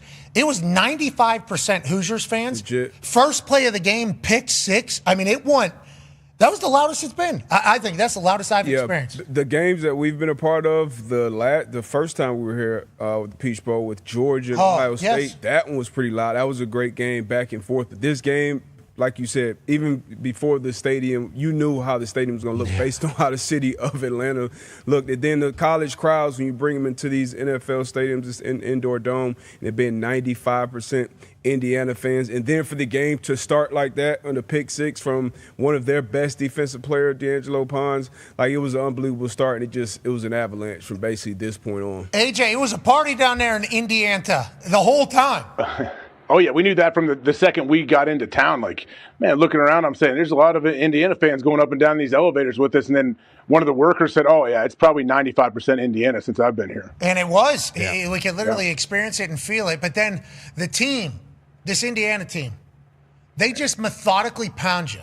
I mean, that's just what they do. It's outrageous. The amount of talent they have, the amount of dogs that they have, but also how, like, fundamentally sound. They look like an NFL defense. Now, there was an entire conversation about whether or not this team, which is average age, I think, is like 22 or 23 or something. Yeah, it's up there. 22 or 23, which would be an age. People get drafted in the NFL when they're 20, 21, okay? So Drake May is 23. Yeah, Dante Moore's 20. Okay, so Dante Moore is 20 years old. This average age, like 22, I guess, 23 years old is the average age of Indiana. Grown-ass man. Men. And the quarterback. The man. Well said. He's going to be a guy. Yeah. Like, I continue to say this, and I guess I could look very stupid in the whole thing. I went to bat heavy for Will Howard. We haven't seen him, but obviously we saw him do his thing. I went to bat heavy for C.J. Stroud. We've seen him. Can't wait to see what he does tonight. Nothing. This dude is that was Tone Dick Steelers fan saying that about CJ. This dude's, I think he's the one. I think he's a one. I think he is like a one, like a clear-cut number one guy. Now, Mel Kiper had Dante Moore as the number one quarterback prospect for the draft. Before this game was played, they put it up on the screen. I literally just got done saying, I think Fernando Mendoza is generational. And then they popped up a lower third. Mel Kiper Jr.'s big board has Dante Moore number one or whatever. It's like, I don't know if you've been watching this 6'5", 230-pound quarterback who can run very well, has beers with the boys, and is like a savant when it comes to football. It feels like this guy is the one. AJ, every time we see him, I think that, honestly. And it's like... it's hard to comprehend how he doesn't have massive success in the NFL, but I guess there's obviously always the chance. What could the knocks be on Mendoza? That he's the prototypical like height of an old school NFL quarterback. He moves like a new school type guy, and it seems like every ball he throws is such pinpoint accuracy and just such a tight spiral. Yeah, I mean, it's not even going out on a limb saying this guy is going to be a dude. Like, hopefully he gets the right pieces around him wherever he goes. But, man, he will give you a great chance to win. He throws some undefendable balls, and then obviously blown coverage and some other stuff. But it's like, I feel like his only weakness is potentially the logo, the IU logo. In the run like this, the only thing you can compare it to is Burrow. Like Burrow came into his senior year at LSU, and there were no, Heisman or national championship or number one overall pick type of expectations on Joe Burrow. And the same exact thing has happened with Mendoza and IU. They were supposed to be good. Yeah, they were ranked in the top 25, but he dominates these games, and there's not one throw that you watch him make where it's like, ooh, what's he doing on that one? They're all unbelievable and perfect. He said every play is like a puzzle. Do we see him make a lot of hard decisions? Like, what is kind of the question between college to the NFL, D-Bud? You're going to make hard decisions when you're playing some of these coordinators and disguises and stuff. But like he said, and like we've seen him do, like at this point in the game, at this point in the season especially, if it's not there, he'll just tuck it and run. He has the athleticism to escape and pick up a few yards. That's not why you're going to draft him, because of his athleticism, but what he can do between the ears as far as diagnosing coverages and what's going on in the field, and then having the pinpoint accuracy. That's typically the biggest separator in the NFL, knowing where to go with the ball and then your accuracy down in the down out. Now, the things that can affect him where he can get to the NFL and stink or be a bust is what we've seen, just what's around him, the support system around him. Typically, you're going to go to a bad organization or a bad team, so the roster around him, the offensive line in front of him, the guy who's calling the plays for him, are they going to be there for multiple years? Are they going to get fired halfway through his first year, or is he going to have to go through 4 or 5 different coordinators? Those are the things that typically impact these quarterbacks. I forget who said it, but they said a lot of times, maybe Kevin O'Connell, a lot of times franchises fail their quarterbacks more than the other way around. So that's the only thing that can impact them, and you can't really know how that's going to play out on the next level. But everything we've seen, boots on the ground, lets you know this is a top tier pick. And the boys love him. Mm-hmm. Like that's a whole other thing. Like his leadership, I think, is one that translates to today, and he's addicted to positivity. Like every answer is just like, first of all, Jesus Christ made this all happen, so I'd like to thank him, and my team obviously would like to do that. And on another note, how amazing is it that we get a chance to be like every answer is just like AI. It's like legit. It's like an AI positive answer, but that's like his natural reaction is to be like that. And then his entire family story. It's like this guy. On the other side, too, with Miami. Carson. Like Carson Beck, we saw him go up, we saw him go down. We see him playing his best ball during the playoffs. Now, he doesn't have the same type of numbers, but he's taking care of the football. He's showing his athleticism. And late in that Ole Miss game, when it like that back and forth, it was like the NFL Super Wildcard weekend. Like, it was back and forth. Okay, are you going to answer? Okay, you're going to answer. Okay, now he has to answer. And there was times where we thought, okay, they're going to hand the ball off. They're going to do this. But they took explosive shots from pretty much their first drive. And then whenever they needed to play, whether it's a screen or him stepping up and making accurate throws across the middle of the field, he made those type of plays. So I'll be interested to see where his draft stock. See, like this point in the game, like fourth quarter, less than a minute, those are the throws we saw him hit time after time. And those are throws, AJ would know this for sure, that you see week in and week out in the NFL. You got to make those digs, those posts, those layered throws across the middle. And then obviously you got to be able to use your legs when the time presents itself. Yeah, what a perfect time for it to present itself. Carson Beck beats Trinidad Chambliss in an epic instant classic at the Fiesta Bowl. What a time out there. They were so nice to us. Yeah, they were. Mm-hmm. We appreciate that. Yeah, it was awesome. Genuinely, we appreciate the hell out of them over there. And then the Peach Bowl people, incredible. Thank you. What a time. The college football stuff's wild, especially because I feel like we got a pretty good relationship with both of the programs. Whenever he was gonna suplex me right there. He did get me. I gave up the leverage when I went in for the DAP, but he did it on purpose whenever he came in early. This is what he told me. They had a group of guys with the flu last night. That's what he said to me, and I said, "What?" That's literally what I said because I didn't know that they were having a flu game. And then he said immediately afterwards, he was like, I sent them all highlight reel of Jordan and flu game and said it's not an excuse. He said, but it certainly was. I mean, these guys were in a bad spot. Like, they got a flu night before, so that's like sleep's terrible. Yeah. Like, if you get it in the morning, at energy. Least, you kind of get through it. But night before and your body, it's like, that's tough. That's really tough. So I think Miami feels like they were nowhere near. And he didn't tell me who were the players, who they were, but he wouldn't bring that up if it wasn't a couple people that were important to their success. We're all watching make plays, for sure. Exactly. So, like, as soon as he said that, I was just, like, so even more impressed by that team, dude. I'm so impressed by Miami. Just win the game. How are we going to win? Mm-hmm. Well, we're going to hit the shit out. We'll win the game. They're old, too. That's what it felt like. Yeah, they're an old. What an intriguing matchup, too, though. Sorry. What an intriguing matchup, these two teams, like how they're set up, the size difference, all of it. Like, it's going to be awesome. Yeah, the size difference with Oregon and Indiana, I think, was there as well. But, yes, Indiana certainly has A little less meat, maybe, than this Miami offensive line. That's like 6'9" through 6'7" across the board at front. It's an insane group that definitely move bodies. And then running back, huge. Backup running back, finisher. Yeah. I mean, Marty Braun Yeah. came over, said, thanks for talking me up or whatever. It's hey, fuck. You got it? Brother, no problem, dude. Oh, yeah. You could come into a game cold in the fourth quarter and catch one of the biggest catches of the game and then finish a game tough-wise. Yeah, definitely, dude. No problem. They got a bunch of dogs on that team, man. It's like Miami has been a fun team to watch and can certainly win it all. Absolutely. You talk about being tough. That's something that we've seen, too, from not only these two teams that are in the Natty, but I feel like throughout this whole playoff run, we've seen teams on both sidelines because we can see it. That's one of the things that we can see being boots on the ground is like somebody gets banged up. Clearly very, very, very hurt. Go to the sideline, locker room, blue tent, whatever it is, and then whatever they got to do, get back in the game and compete. So I've loved to see that, because it's something that we thought maybe we've lost with, all the money at stake, not only for the next level, but what they can make possibly on the next level. I mean, the next year on the college team. So I've been very impressed with the toughness of these young kids too. Adam Rittenberg is reporting from ESPN. Indiana coach Curt Cignetti is very impressed with Miami. A lot of twitched-up athletes playing fast, playing with a nasty edge. Is that what he sounded like? What did he say? Can you put it up here, please? Okay. Now, actually, I can probably. Okay, thank you. So they got a lot of twitched-up athletes now and playing real fast, okay? They play with a nasty edge, so, yeah, it's going to be a challenge for us. I do think these two teams will look in the mirror at each other here. Like the way I think the way their coaches are. I think the way they operate. I think the way they try. Like, both these teams, for this entire college football playoff run, but throughout the entire season, I assume. We haven't watched every single snap of both these teams. I wish we would have and could have and had, by the way, because they're electrifying. They're tackling people through ground. They're not... They're trying to punish the other team. I mean, both teams are doing that, and both coaches are very much like, yeah, let's see if they can handle getting beat down a little bit. Let's see what they look like in the fourth.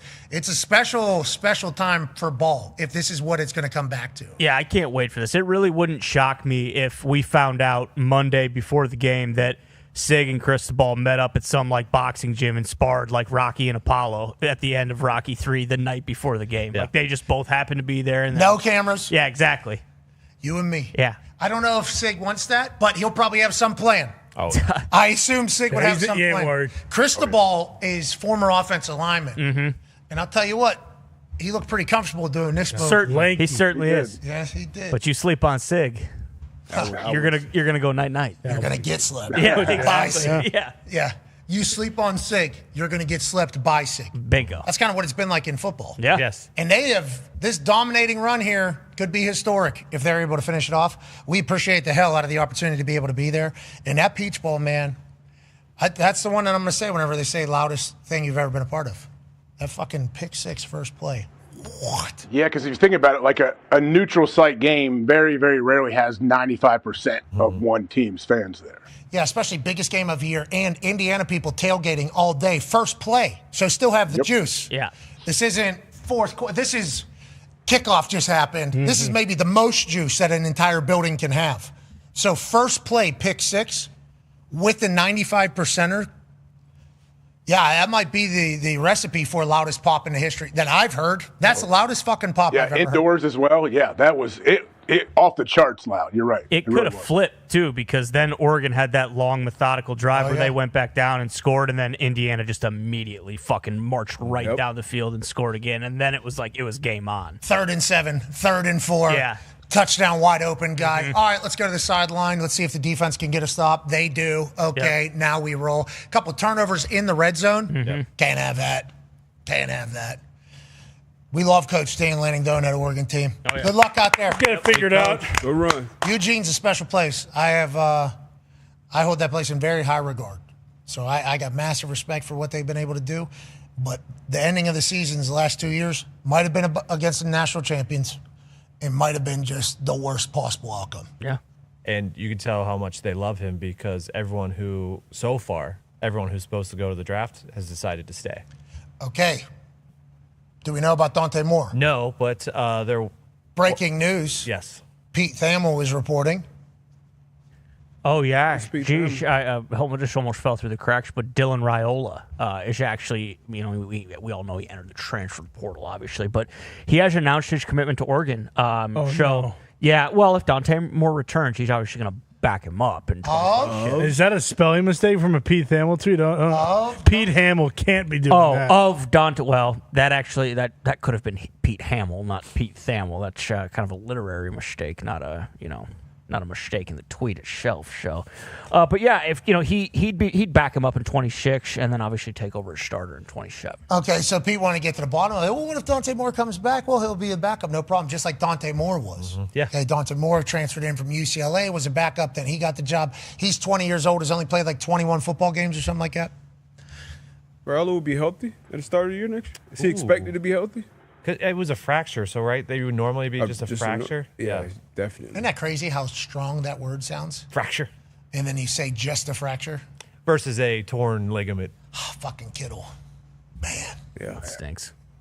So obvious, like as soon as it happens. He knew it too. Yeah. Man. Hell of a year, Kittle. You see Kyle Shanahan in the locker room. This is in the locker room after the win. Kyle Shanahan addressing the team. Guys, losing George like that, like at the beginning, is George in here? Love you, dude. Thank you for everything, man. Love you, dude. That was a cool moment. I'm sure that made George feel good, plus the tequila. What? Couple positive words. What? Big win. What? I sent him a text while he's in the locker room. I said, hey, buddy, that sucks. I'm smoking right now. I was going to stay where it was legal. And I wish I could send some your way. And then the tequila tweet came up. It was like, all right. Yes. He is thinking the same. Okay, He's good. I appreciate that, and he'll take care of himself. He'll get back into it. That road sucks, though, there. That one sucks for all of us as Kittle fans. All right, let's get to some overreactions, and then let's go ahead and make our picks, shall we, AJ? Let's do it. Oh, before overreactions, we have breaking news out of the golf world. Oh, yes. Brooks Koepka is back with the PGA. That's right. Wow. Welcome back, Brooks. The PGA Great says, Brooks Koepka says, I want to thank my family and my team for their continued support throughout every step of my professional career. When I was a child, I always dreamed about competing on a PGA Tour. And I'm just as excited today to announce that I'm returning to the PGA Tour. Being closer to home and spending more time with my family makes this opportunity meaningful as Ty Schmidt exits stage left. Oh. He just had a code red. T's and P's. Tough day. 2 in an hour. Yeah, and the first one, I don't think he caught all of it. That's tough. No. I think it got him here on this way.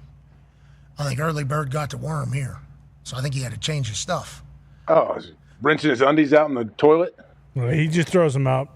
No, he put him in his backpack. Oh, yeah, that's right. He puts him in his backpack. You're right. Because he's not an animal. Throw it out somewhere else. No, new year, new tie. I don't think so. I think someone was just in that bathroom back there because Ty just came running back here and has to go all the way around. Oh, no. man. Who's in? I know he's trying to get there faster, but if he would have came through stage there. Get into a bathroom. Oh, did he go upstairs? Yeah, head up there. Somebody probably going to be in there, too. Oh, man, that's the bone zone up there, ain't it? Especially right now. Oh, yeah. If Bone's in there right now and Ty goes all the way up those stairs. It's going to be hell to pay for Bone. Oh, man.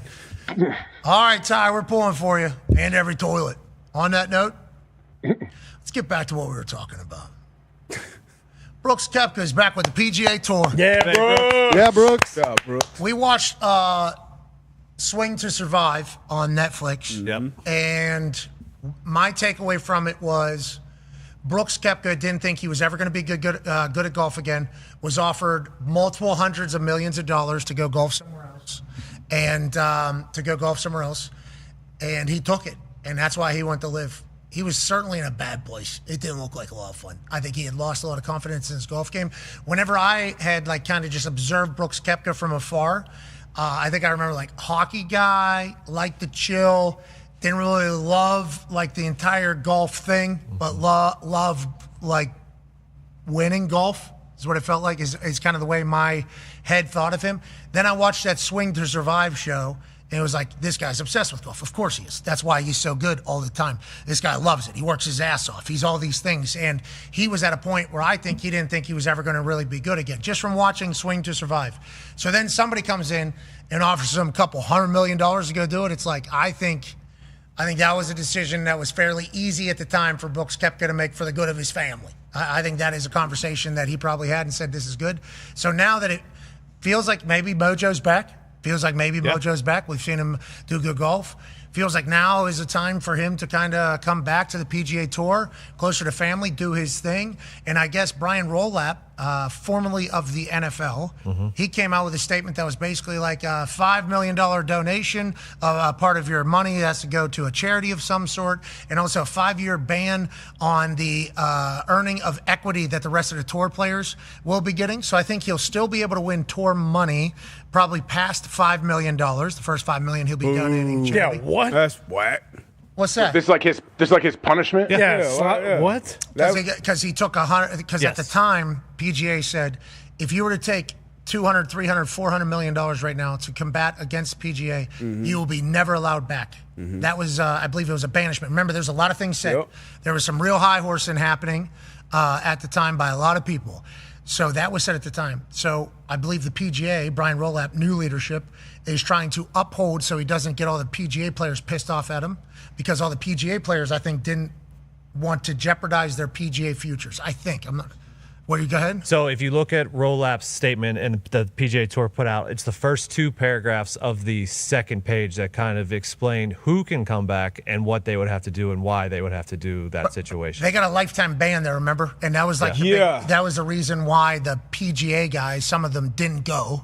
So if they were to just let these guys who got multiple hundreds of millions of dollars to come back, and these guys say, well, why didn't we just do that if we were going to be allowed back at the end?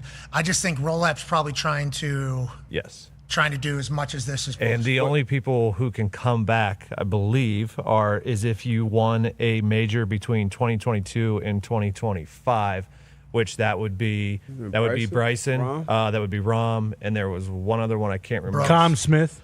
Dustin Johnson? But DJ. No. Yeah, DJ. No. When did DJ? Cam Smith. DJ can't come back? When did DJ forget how to play golf? Only if you can win. I think when he went to, right? Yeah.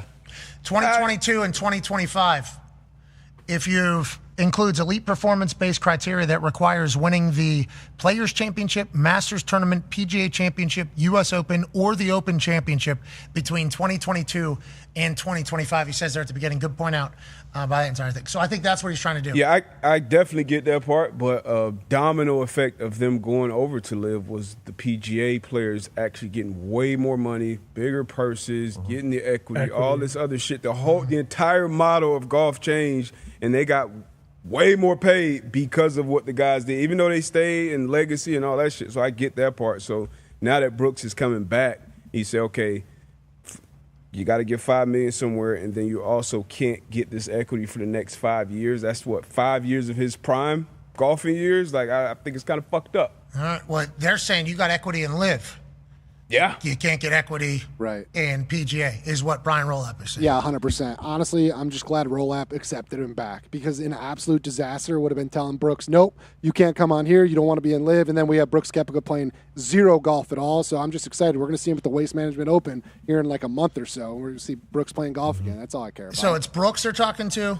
DeChambeau they're talking to. It's clear they listed out the championships. If you won this in 2023, hey, come on back. It is. It's Cam Smith, it's Bryson, it's Rahm, and Brooks. Which I think everybody. Are all their deals up with LIV soon? Do we know the other guys? I don't know how any of that works, dude. I just assumed Brooks was getting paid for the rest of his life hundreds of millions of dollars. Yeah, what the hell's going on with LIV then? I mean, if they leave Brooks and DeChambeau, what do they have left? Yeah, what's up, D-Butt? I'm sick of it. You got Phil, Bubba. I'm not carrying their water. Yeah, you are. You carried a little bit. I just want to watch the best golfers golf. If they're LIV, I'll watch them. Watch TGL, brother. I'll watch. If they're TGL, I'll watch them. I'll tell you what, they need to put that on a time where people can watch it. Okay? Agreed. Let's think about the people that would watch that. What are the other things that those types of people like? Okay? Let's not schedule it directly at that time. Let's do some other time when those types of people, I know it's hard to think about that, but when those types of people aren't doing something, let's put TGL on. Brand new product. It's good. Let's go ahead and make sure people can find it. Let's do that. That fucking thing's cool. Fans need It's to have awesome. some juice too. You You know, need chance. guy Need chance. chipped in, unbelievable shot. They're all sitting down playing tiddlywinks. I don't like them playing tiddlywinks back here. Me neither. Pretty corporate crowd, isn't it? Yeah, it's probably sponsors, people that paid to build that thing. You know, Yeah. probably So pretty 5 people. expensive. Yeah. You need like some drunk hillbillies in there to actually cheer a little bit. Yeah, teams. We need just some team fans, and I think they'll come just like these darts fans. Oh, yeah. They're a real deal, brother. Is their season over because the World Championship just happened, or are they Yes. like soccer? The Premier League starts, I believe, after the Super Bowl. It's either the Thursday after that or the last Thursday of February, first week of March. Did you see Iowa State women's basketball team lost to West Virginia? Ooh. I was in a can't lose situation, but boy, people told me I lost. Was that 2 straight losses now? Yeah, Cincinnati and West Virginia. I know you're about to get cooked by Audie Crooks. Not trying to be a monster now. Trying to be a monster in March. Okay, that's what we're trying to be. Shout out to the West Virginia women's. I had no idea they were That's a good. good ball club. That's a good ball On club. the road? 83-7. Killed them. Yeah, big points. We're putting up numbers over there in West Virginia. It's a big win. 89. I like what West Virginia. Ladies and gentlemen, he's back. Hey, baby tie. You had to go upstairs, as we heard. Yeah, I was not prepared for that. What, with your timing? Yeah. Was Bone sitting back here? Or? No, I wasn't Bone. Somebody else was Surprisingly, someone else was taking a shit there. back here. Yeah. So then when you go up there, open, clear skies? Yeah. Only problem, no wet wipes up there. Oh. So did you have to phone, air raid some in? No. I said. Did you sit in the sink and just run the faucet? No, I'm just gonna have to use toilet paper for Gas this station. Oh, no, really? And then post show, I'll, because I believe I have a stomach ulcer that's acting up quite a bit right now. I think that's kind of the issue. So what's that mean? What do you mean by? Because I saw you grab 2 Red Bulls this morning. So what do you mean by? Sugar-free stomach ulcer. It could be a lot of things. A lot of things can contribute to it. My stomach's just fucked up, and I've made peace with that. And, a lot of people tell me, hey, take this. Like, I have pills that I religiously take to kind of keep it in check. And, sometimes it's got other ideas. Every once in a while, you have 2 Red Bulls in the morning, maybe some Chick-fil-A. Sure. I've been having about 2 Red Bulls in the morning for a long time. Oh, really? Because they're here. And I've told Mitt, I said, hey, stop putting these in here, okay? Because if they're in here. Because they're ice cold, too. They're ice cold. It's like a gas station. Exactly. I'm going to fucking drink them. I'm tired. I'm sleepy, and if I can't just drink a bunch of coffee, because guess what? What do you think's happening then? Coffee's worse? Coffee's worse? Oh, yeah. I won't even make the showtime without shitting my pants if I'm drinking 2-3 cups of coffee in the morning. Not a chance. That's why, like, when we go on the road, I'm sleepy, or need a little pick-me-up. Sometimes I'll have to go to the coffee, and you just kind of know this is a bad idea. I'm gonna end up. You know what? I'm gonna end up taking a really bad shit in a porta potty somewhere. Future Ty. Exactly. Is gonna have to be outside of Lake Minnetonka. Exactly. That's the exact situation because it was so cold. Had to have coffee. Yeah. And a little bit of energy is a little bit warm. Bingo. And then you end out there with the Arctic wolves. Yeah. In an outhouse with no ceiling on Lake Minnetonka. Exactly. So it's just. But with Red Bull. You don't end up having to run across and around the Thunderdome. It's usually not the red. I mean, I had a burrito this morning. Okay. Now we get which could be some curly chips and dip on the side. No, I didn't. Just ground beef. Which typically, just some basic ground beef. There shouldn't be any issues with that. That's at the top of the new food. Exactly. I heard that thing got flipped upside down. It did. Snacks are good for you now. Snacks are good for us? Yeah, snacks are good for you now. You can have as many as you want. What? I didn't see that. Yeah, according to the new food pyramid. Holy shit. Mm-hmm. That's how I read it. Yeah. Really? Yeah. Is that because your guys' preconceived knowledge of what the food pyramid was, and then you saw a new one and you just I kind of... didn't even see the new one. I just heard it was flipped, so in my head, snacks are good. And I got my information from Tony. You just said, you guys hear snacks are good for you now. Okay, got it. So, all right, that's all good. Snacks. Eat real food, protein, dairy, and healthy fats right there at the top with vegetables. Down at the bottom is the whole grains. Whole grains suck now? Yeah, I think the whole grains are really the thing. They make you fat, I think, right? Aren't the whole grains? Bananas aren't good? That sugar's the issue. Yeah, I was going to say, I was under the impression whole grains were good for you. See, that's the old pyramid speaking for you guys. If you eat everything on this, you're going to be fine. This is a great diet. What are you, a fucking director? I mean, look at it. Look at it. There's nothing in there that's going to make you fat. If you think bananas make you fat, come on. Where's now. the snackies? They're in there in the There's middle. a little yogurt right there. You see the Behind shrimp cocktail? Thank God AJ can have that. Yeah. AJ? No, yeah, I can. Foxy, now, I will say, this does look like a good spread that we can all eat and we should all eat. But you, of all people, should not be talking about anybody getting No, I'm just saying, like, you guys were talking about the bananas. Like, oh, we can't have bananas because they're at the bottom. That's not true at all. We just got to make sure we make that clear. Okay, thank you, Foxy. I do appreciate that because, people watching at home could potentially – I think people will find an excuse not to eat healthy, Yeah. Is this RF's pyramid? RFK? Did he even sign it? Did he? He should have autographed that thing. Like he's down there I at the got bottom. this off of Secretary Kennedy's good. Twitter page. I trust it then. Yeah, but where are the snacks are good for you now? They're in there somewhere. Okay. It sounds like you just kind of made up your own thing there. It's behind the broccoli. It's kind of what we do. That's football, baby. All right, let's get to some overreaction, shall we? Shout out to Brooks Koepka and the PGA. Senna, didn't know if we wanted to do it. Wild card weekend. Is there enough teams? Is there enough storylines? College football also included. What should we do? Let's go ahead and run it. Overreaction Monday is one of the greatest things of all time. Put out a tweet saying, I'd like to hear your reactions to how your program is currently doing. Do you need to change? Do you need to move on? Are you going to win a Super Bowl? All you got to use is the hashtag. I don't want to overreact. But let's get to these. Darius J. Butler's our first one. Look, hashtag I don't want to overreact, but 2 of my teams are in the relegation zone. I can't have 4 teams and all of them heading into the divisional round. Back to the war room I go. And the big part of this message is he has a hat on in the crowd and it says NFL on it. Doesn't have any team names. None of his 4 team names. D-Butt, do you want to give a State of the Union on your fanhood? No, I don't know what this guy was whispering in my ear. I forgot right there. He had something important to tell me. But yeah, my 2 teams, Chargers. 2 of my teams, Chargers, Eagles, both took L yesterday. Obviously, my real 2 teams, Dolphins, Colts, they'll never be in a relegation zone. Those are lifetime teams for very important reasons. Oh, this is your front running. These teams. other, exactly, boom, perfect. God, So bandwagon these other 2 teams, if I'm going to be on the bandwagon, I'm not jumping on the bummy-ass bandwagon. No. So we got to figure out I can't have. You're already on them. Kevin Patullo can't be on my staff. I can't root for an O-line like the Chargers. So, You're a Bears guy. You do like I've been scanning. Yeah, I've been lurking. Yeah.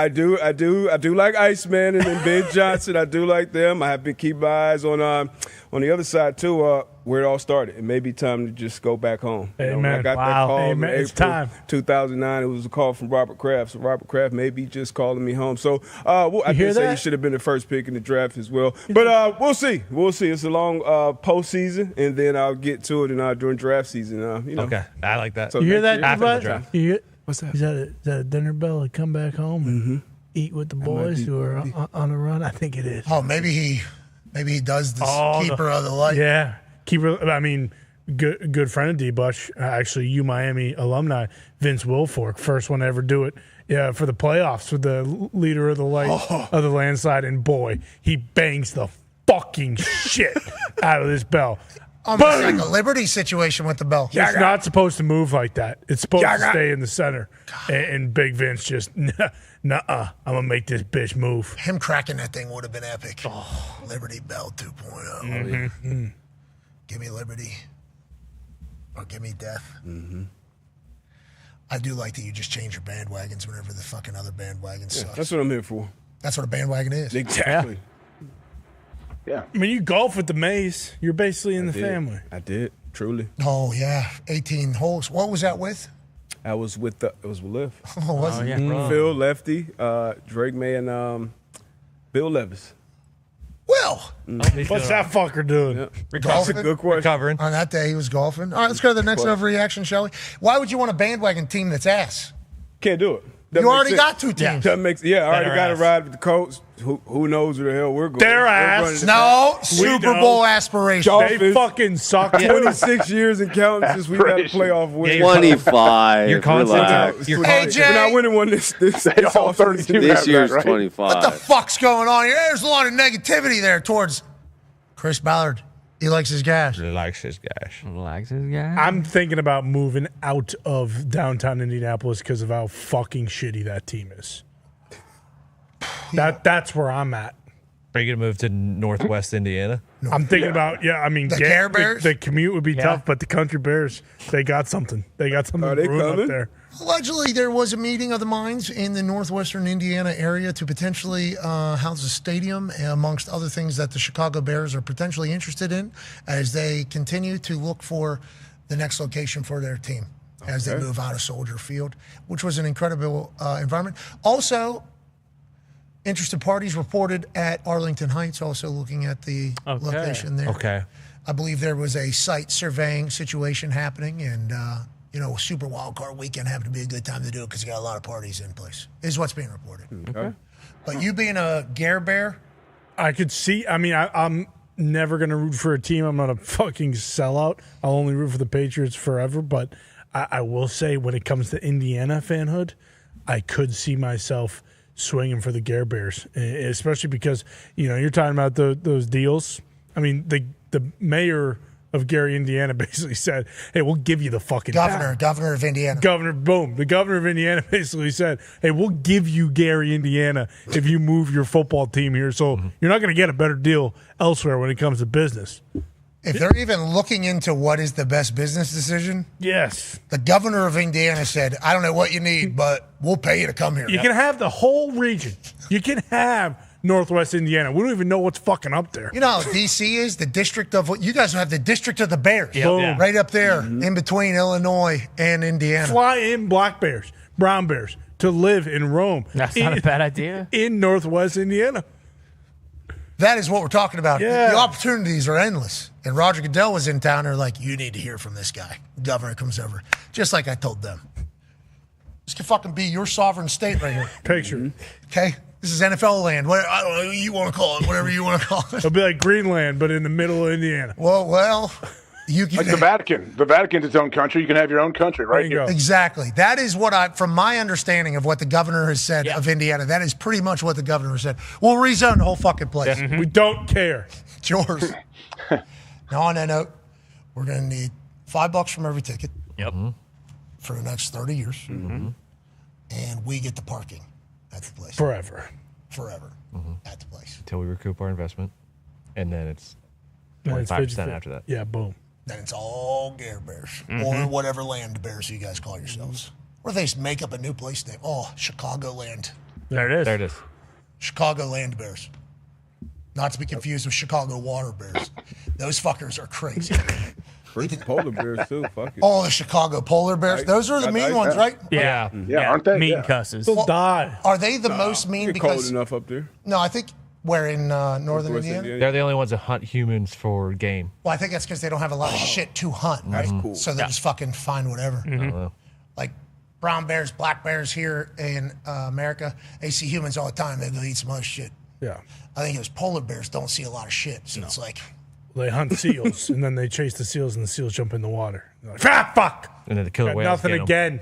I think the polar bears can only turn left, or is that the grizzly? Just like a NASCAR, yeah. Really? I never heard that. Yeah, I think there's a blind spot on one of these bears, from my understanding. Not sure. You got to run the opposite way. Well, I think In I watched circles. a reality show where somebody was on one of them fucking snow. Yep. There was a thing going on. Couldn't turn, so you just went right.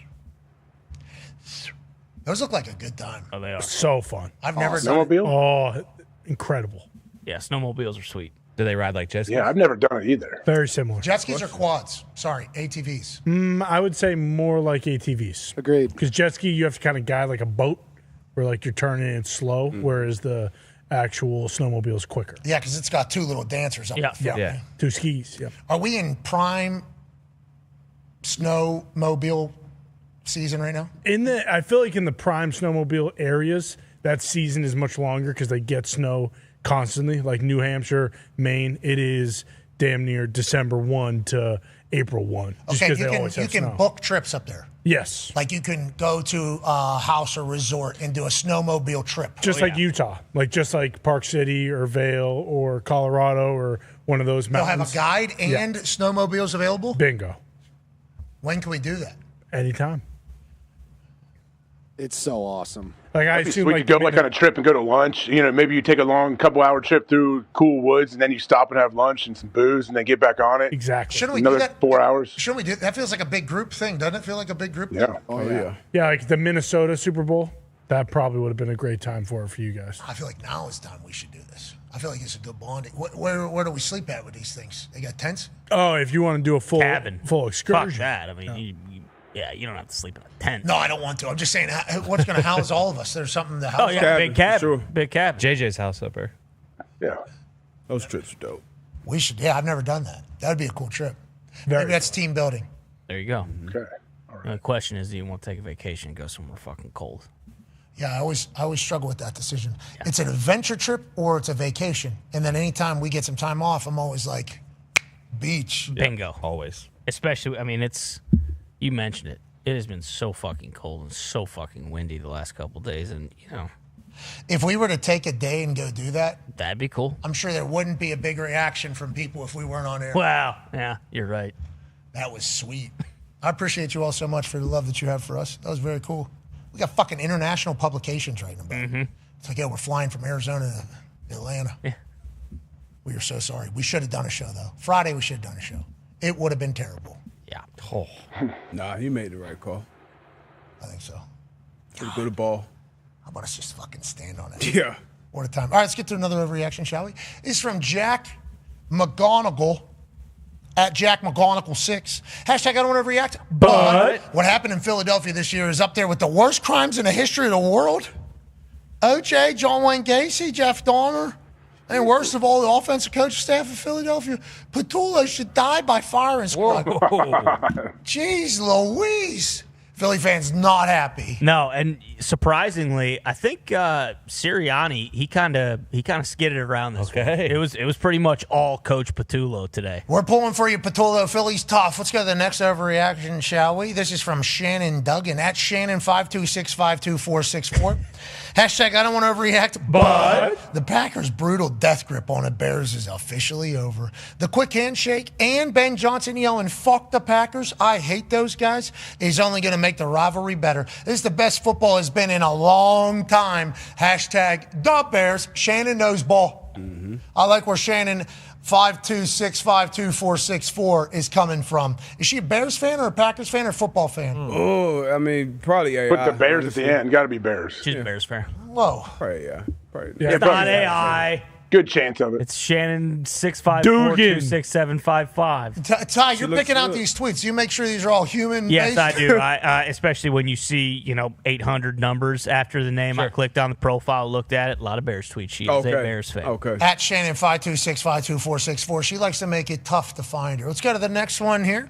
This is from Biggie Smalls at Junior JJ's. Hashtag I don't want to overreact, but Josh Allen is going to drag the Bills to Santa Clara with one arm and one leg, and that leg might just be his third one. NFL even tried to stop the Bills with the most egregious end-of-half sequence of all time, and they still won. Hashtag Bills Mafia. I don't think he got the snap off.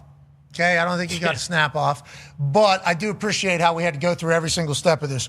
Does he get snap off before 0? Okay, if he gets it off, they're offsides then, right? Mm-hmm. Yeah, but if he doesn't get it off before 0, it doesn't matter because they can't be offsides because the play never happened. I appreciated that crazy. Cam Little misses kick. It doesn't really matter, but I do appreciate that Bills fans are like, we remember what happened before half. Yeah, this is one of those times where it's like, okay, maybe there should actually be milliseconds on the clock for NFL games for this exact reason because it almost affected the game. I assume in other sports that have milliseconds on their clocks now, at one point with where technology was, they didn't have milliseconds. Mm-hmm. But now we all have it. Yeah. Now it's all pretty possible. Like NBA. Yeah, I think the NBA added it in, right? So, I don't know. F1. NHL, F1, yep. F1 always had it, though. Come on. Look at I didn't see Brad up there yesterday, any of those GGs, Golden Globes. I didn't see any F1 movie super duper awards last night. I saw Amy Poehler up there. Yeah. Yeah. Podcast. I saw Timothy Chalamet up there. Yep. Timbo. Mm-hmm. Haley was up there. Steinfeld. Leo DiCaprio. Will Arnett from Bradley Cooper's newest movie. And Jason Bateman and Sean Hayes. Sean Hayes. Good rib. Yeah, it was. They got a good plot. Good ribbon. That was good. Yeah, because the announcer. Yeah, 3 seasons too long. Mm-hmm. I like what they did. Yeah, that's the Globes, baby. But once again, how does Nielsen count it? Sound on this side, but I'm watching both of them. They'll give it to you. Gotta give you both. Yeah, because if you go into it, remember, you can rewind both of them. So I think I did not know that. Hold on, hold the phone. Yeah, if you have a quad box and you see a play you like, you can click on that quad box, rewind. Okay, so if I'm just on it, I got to click into it? Yes, to rewind. Yeah. Every time that thing does the load to go into the full screen, I get very scared. Mm-hmm. I'm always like, no, I lost it. And then I accidentally go back one too many times, and it takes me back to the quad box where I started. Yep. Yeah. And I'm like, holy fuck, where am I here? I got to get back. Just give me the home base. It's almost so many options. You just got to get used to it. That's why we love it. Exactly. They need it because they only need one TV this weekend because all the games are bangers. Will tonight be a banger? I think so. This is from Chili Willie at Cascading Curse. Hashtag I don't want to overreact, but the 49ers need to keep Saleh at all costs. Change the name from Golden Gate Bridge to Bob Saleh Bridge and use the tolls to pay a salary if you need it. Saleh got those guys believing. Oh, yeah? Garrett Waller led the team in tackles. Cry, Eagles, cry. Shout out to the Niners fans. Shout out to Saleh. I love everything about it. Let's go to the next one here, shall we? As Andrew Sotelo at Drewski12. Hashtag I don't want to overreact, but Chargers fucking suck. Same shit every year. Herbert sucks, Jim sucks, and Greg Roman is reading a buffet menu in the booth. Minter is going to walk to Baltimore and make the dominant again, and Chargers will be stuck with old-ass Jim and fat fuck Roman. Jeez. Andrew Sotelo, I thought you guys were supposed to be like mild-mannered out there in Southern California. Seems like they're pretty upset. Obviously, this is how Andrew Sotelo feels in a moment as they lose again with Justin Herbert as their quarterback. If they can figure out the offensive line and keep that offensive line healthy, I think it's a different conversation for the season as a whole and obviously Justin Herbert. But him getting asked questions about his legacy in the playoffs is certainly not a fun thing for him to have to deal with for another offseason. No, he's too good. Like Justin Herbert's too good to be dealing with that. Like you would think at some point in his career they're gonna find a way to get over that hump and figure it out and have playoff success. But yeah, with injuries, everything going on, I don't know. This Patriots team, he ran into a juggernaut as well, especially defensively. I don't know if this is the one where 91 comes in late and flips his soul out of his body, it appears. I mean, it was he kept getting up, which I respect, but this one right here, 90 and then he just kind of lays it down. I think I heard an audible "fuck me." Crown of his helmet. Yeah, but right he's in the pocket, so it doesn't matter. So he went through it. But if you look at the stats for what their offensive line is, he's been taking a lot of shots. I mean, a lot of shots. Let's go to the next overreaction, shall we? Patrick Croner. We need him to take less shots, by the way. We need him to play football. Yeah. At Patrick Croner. Hashtag I don't want to overreact, but the Panthers are so fucking back, dude. The bank was on fire Saturday, and a team that was written off almost beat one of the best teams in the NFL. The league was put on notice that we belong and are building something special. Next year we go. Keep pounding. Hell yeah, I like to hear that. Almost won off a loss. It's Carolina, okay? Moral They're victory. selling tickets for $1. Give them a break. They're 50 cents, I think, to get in and a beer. Yeah. I mean, then just the booze bags came, and then they got too drunk they had to leave by the second half. They had nobody in the stands. That's what we're talking about just a couple years ago. There where Foxy was 3-4 years ago. Now he's a real fan. I like where Foxy's at right now. That's where hey, I get it now. Agreed. Panthers, let me just get to please, can we just get to the playoffs? On their way. That place was awesome. Cam was sick, yeah. Cam really fucking. Oh, yeah. He was trying to break it. Yeah, definitely trying to break that thing. Just like Torbert. I like the skip. Too. I like the skip at the end. I thought it was. Sweet video. I don't. Yeah, it was incredible video. Happy they brought him back. Obviously, place goes crazy. We were lucky to play against him whenever he was their quarterback in their stadium. I was lucky enough to be there. D-Bud, I think you were as well. Yep. Monday Night Football, and he ran that place. I mean, he was the maestro to the entire stadium. I was the MVP, right? Yeah, he was literally the guy. And they turn on music because he was doing something. Superman music gets played before a 4th and 1 or a touchdown, and then immediately afterwards, obviously, he comes up like this. He was like a maestro to that place. So seeing him back there is obviously good news, great news, I would say. And the Carolina Panthers social team, wrong emoji. Yeah, I got I was there with Cam his rookie year in Carolina, and the way he brought life kind of back to that fan base, because they had some success early when they had the Super Bowl run and all those great players were making their run. But when he came back from Auburn, those Carolinas were rocking, and obviously he had the MVP year and then the Super Bowl run. And then it was some post-career, some rumblings about the relationship between him and the franchise. So for him to come back for their first home playoff game since that 2015 season, that was a great environment. I think him and Tepper got a big photo together. Obviously, there was a moment beforehand. And I'll say it again, social team, you can't be putting out the wrong fucking emoji. Can't do it. Okay. What'd they use? They use the rock horns, H-Town, H up, when his is, I believe, one pinky, one finger, one thumb, one love is like his entire. I don't think, Yeah. What are you doing? That's what I'm saying. That's just how we know that's Mickey Mouse. They're not there yet. They're old Panthers that's a different. Oh. Remember the Panthers social? Yeah, very good. Remember Bike? This is how we do it. Oh, yes, their schedule reveal. Yeah. Yeah. As soon as I saw that, I was like, yes, this is awesome. And then I looked at it, I'm like, there's still some work to be done, I guess. Yeah. On him being all the way back. Mm-hmm. I mean, they got the stupid font, right? I mean, That's fair. You're right. I guess you're right. You're 100% right. All right, let's make some picks for tonight. AJ, we're tied going into tonight. I want to let you know. Really? Yeah, we were the same for the second and third games on Sunday. So once we were tied after you had the Bills, I had the Jags, I knew it was going to carry into tonight. Age, it's been a hell of a year with us picking games. The public was 5-0 this weekend. Mm-hmm. What will happen tonight? We start with D-Butt. D-Butt, Pittsburgh Steelers hosting the Houston Texans. Texans favored by 3 on DraftKings and getting 61% of the bets.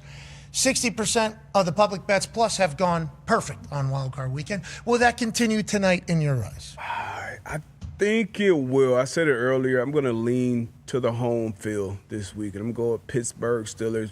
Tone dropped the stat about the dome team. Yeah. Less than 40 degrees. It should be like that tonight. The environment, the crowd, DK Metcalf being back. I got the Steelers +3. Okay, there's the D-Butts pick. He likes Aaron Rodgers and Mike Tomlin to continue in their Lombardi hunt. AJ, who do you like? How do you like it? So I think this is going to be a physical and a chippy game. I think early on it's going to be very, we're going to see pushing after the whistle. It's going to be great, like an absolute playoff matchup like we want to see. I think DK being back is huge for this Steelers team. I'm taking the Steelers +3 at home. Oh, okay. D-Butt and AJ both on the Pittsburgh Steelers in Acrisure. Let's go to the Toxic table. At Boston Connor, who do you like? I was kind of expecting nobody to pick the Steelers, so it made me think like, I'm really excited to pick the Steelers. But now that we are here, I'm going to pick the Texans. Just like that? Yep, just like that. Okay, so it's a flip 'em in your eyes. It's a flip 'em. Ty, your thought? Yeah, I kind of agree with Connor, but I'm also thinking that it's fucking Steeler time. So I'm going to go with the Steelers. Is that a new song? Yeah, what's going on? It's fucking Steeler time. It's going down tonight. Aaron Rodgers spike. Defense gonna bite. It's fucking Steeler time. Is that what you're thinking? Yeah, that is exactly what I'm thinking. Thank you for putting the words in my mouth, actually. No problem. Yeah, exactly. It won't quit. Unrelenting. It won't stop. Unrelenting. Can't stop, won't stop. Straight from your brain? No. I can't believe that just happened. That's wild. All right, so it's fucking Steeler time. Yeah. Thank you. It's fucking Steeler time. It's fucking Steeler time. Tone, who do you like? I just have some stats real quick. Mike Tomlin, 24-9-3 at home as a dog against the spread.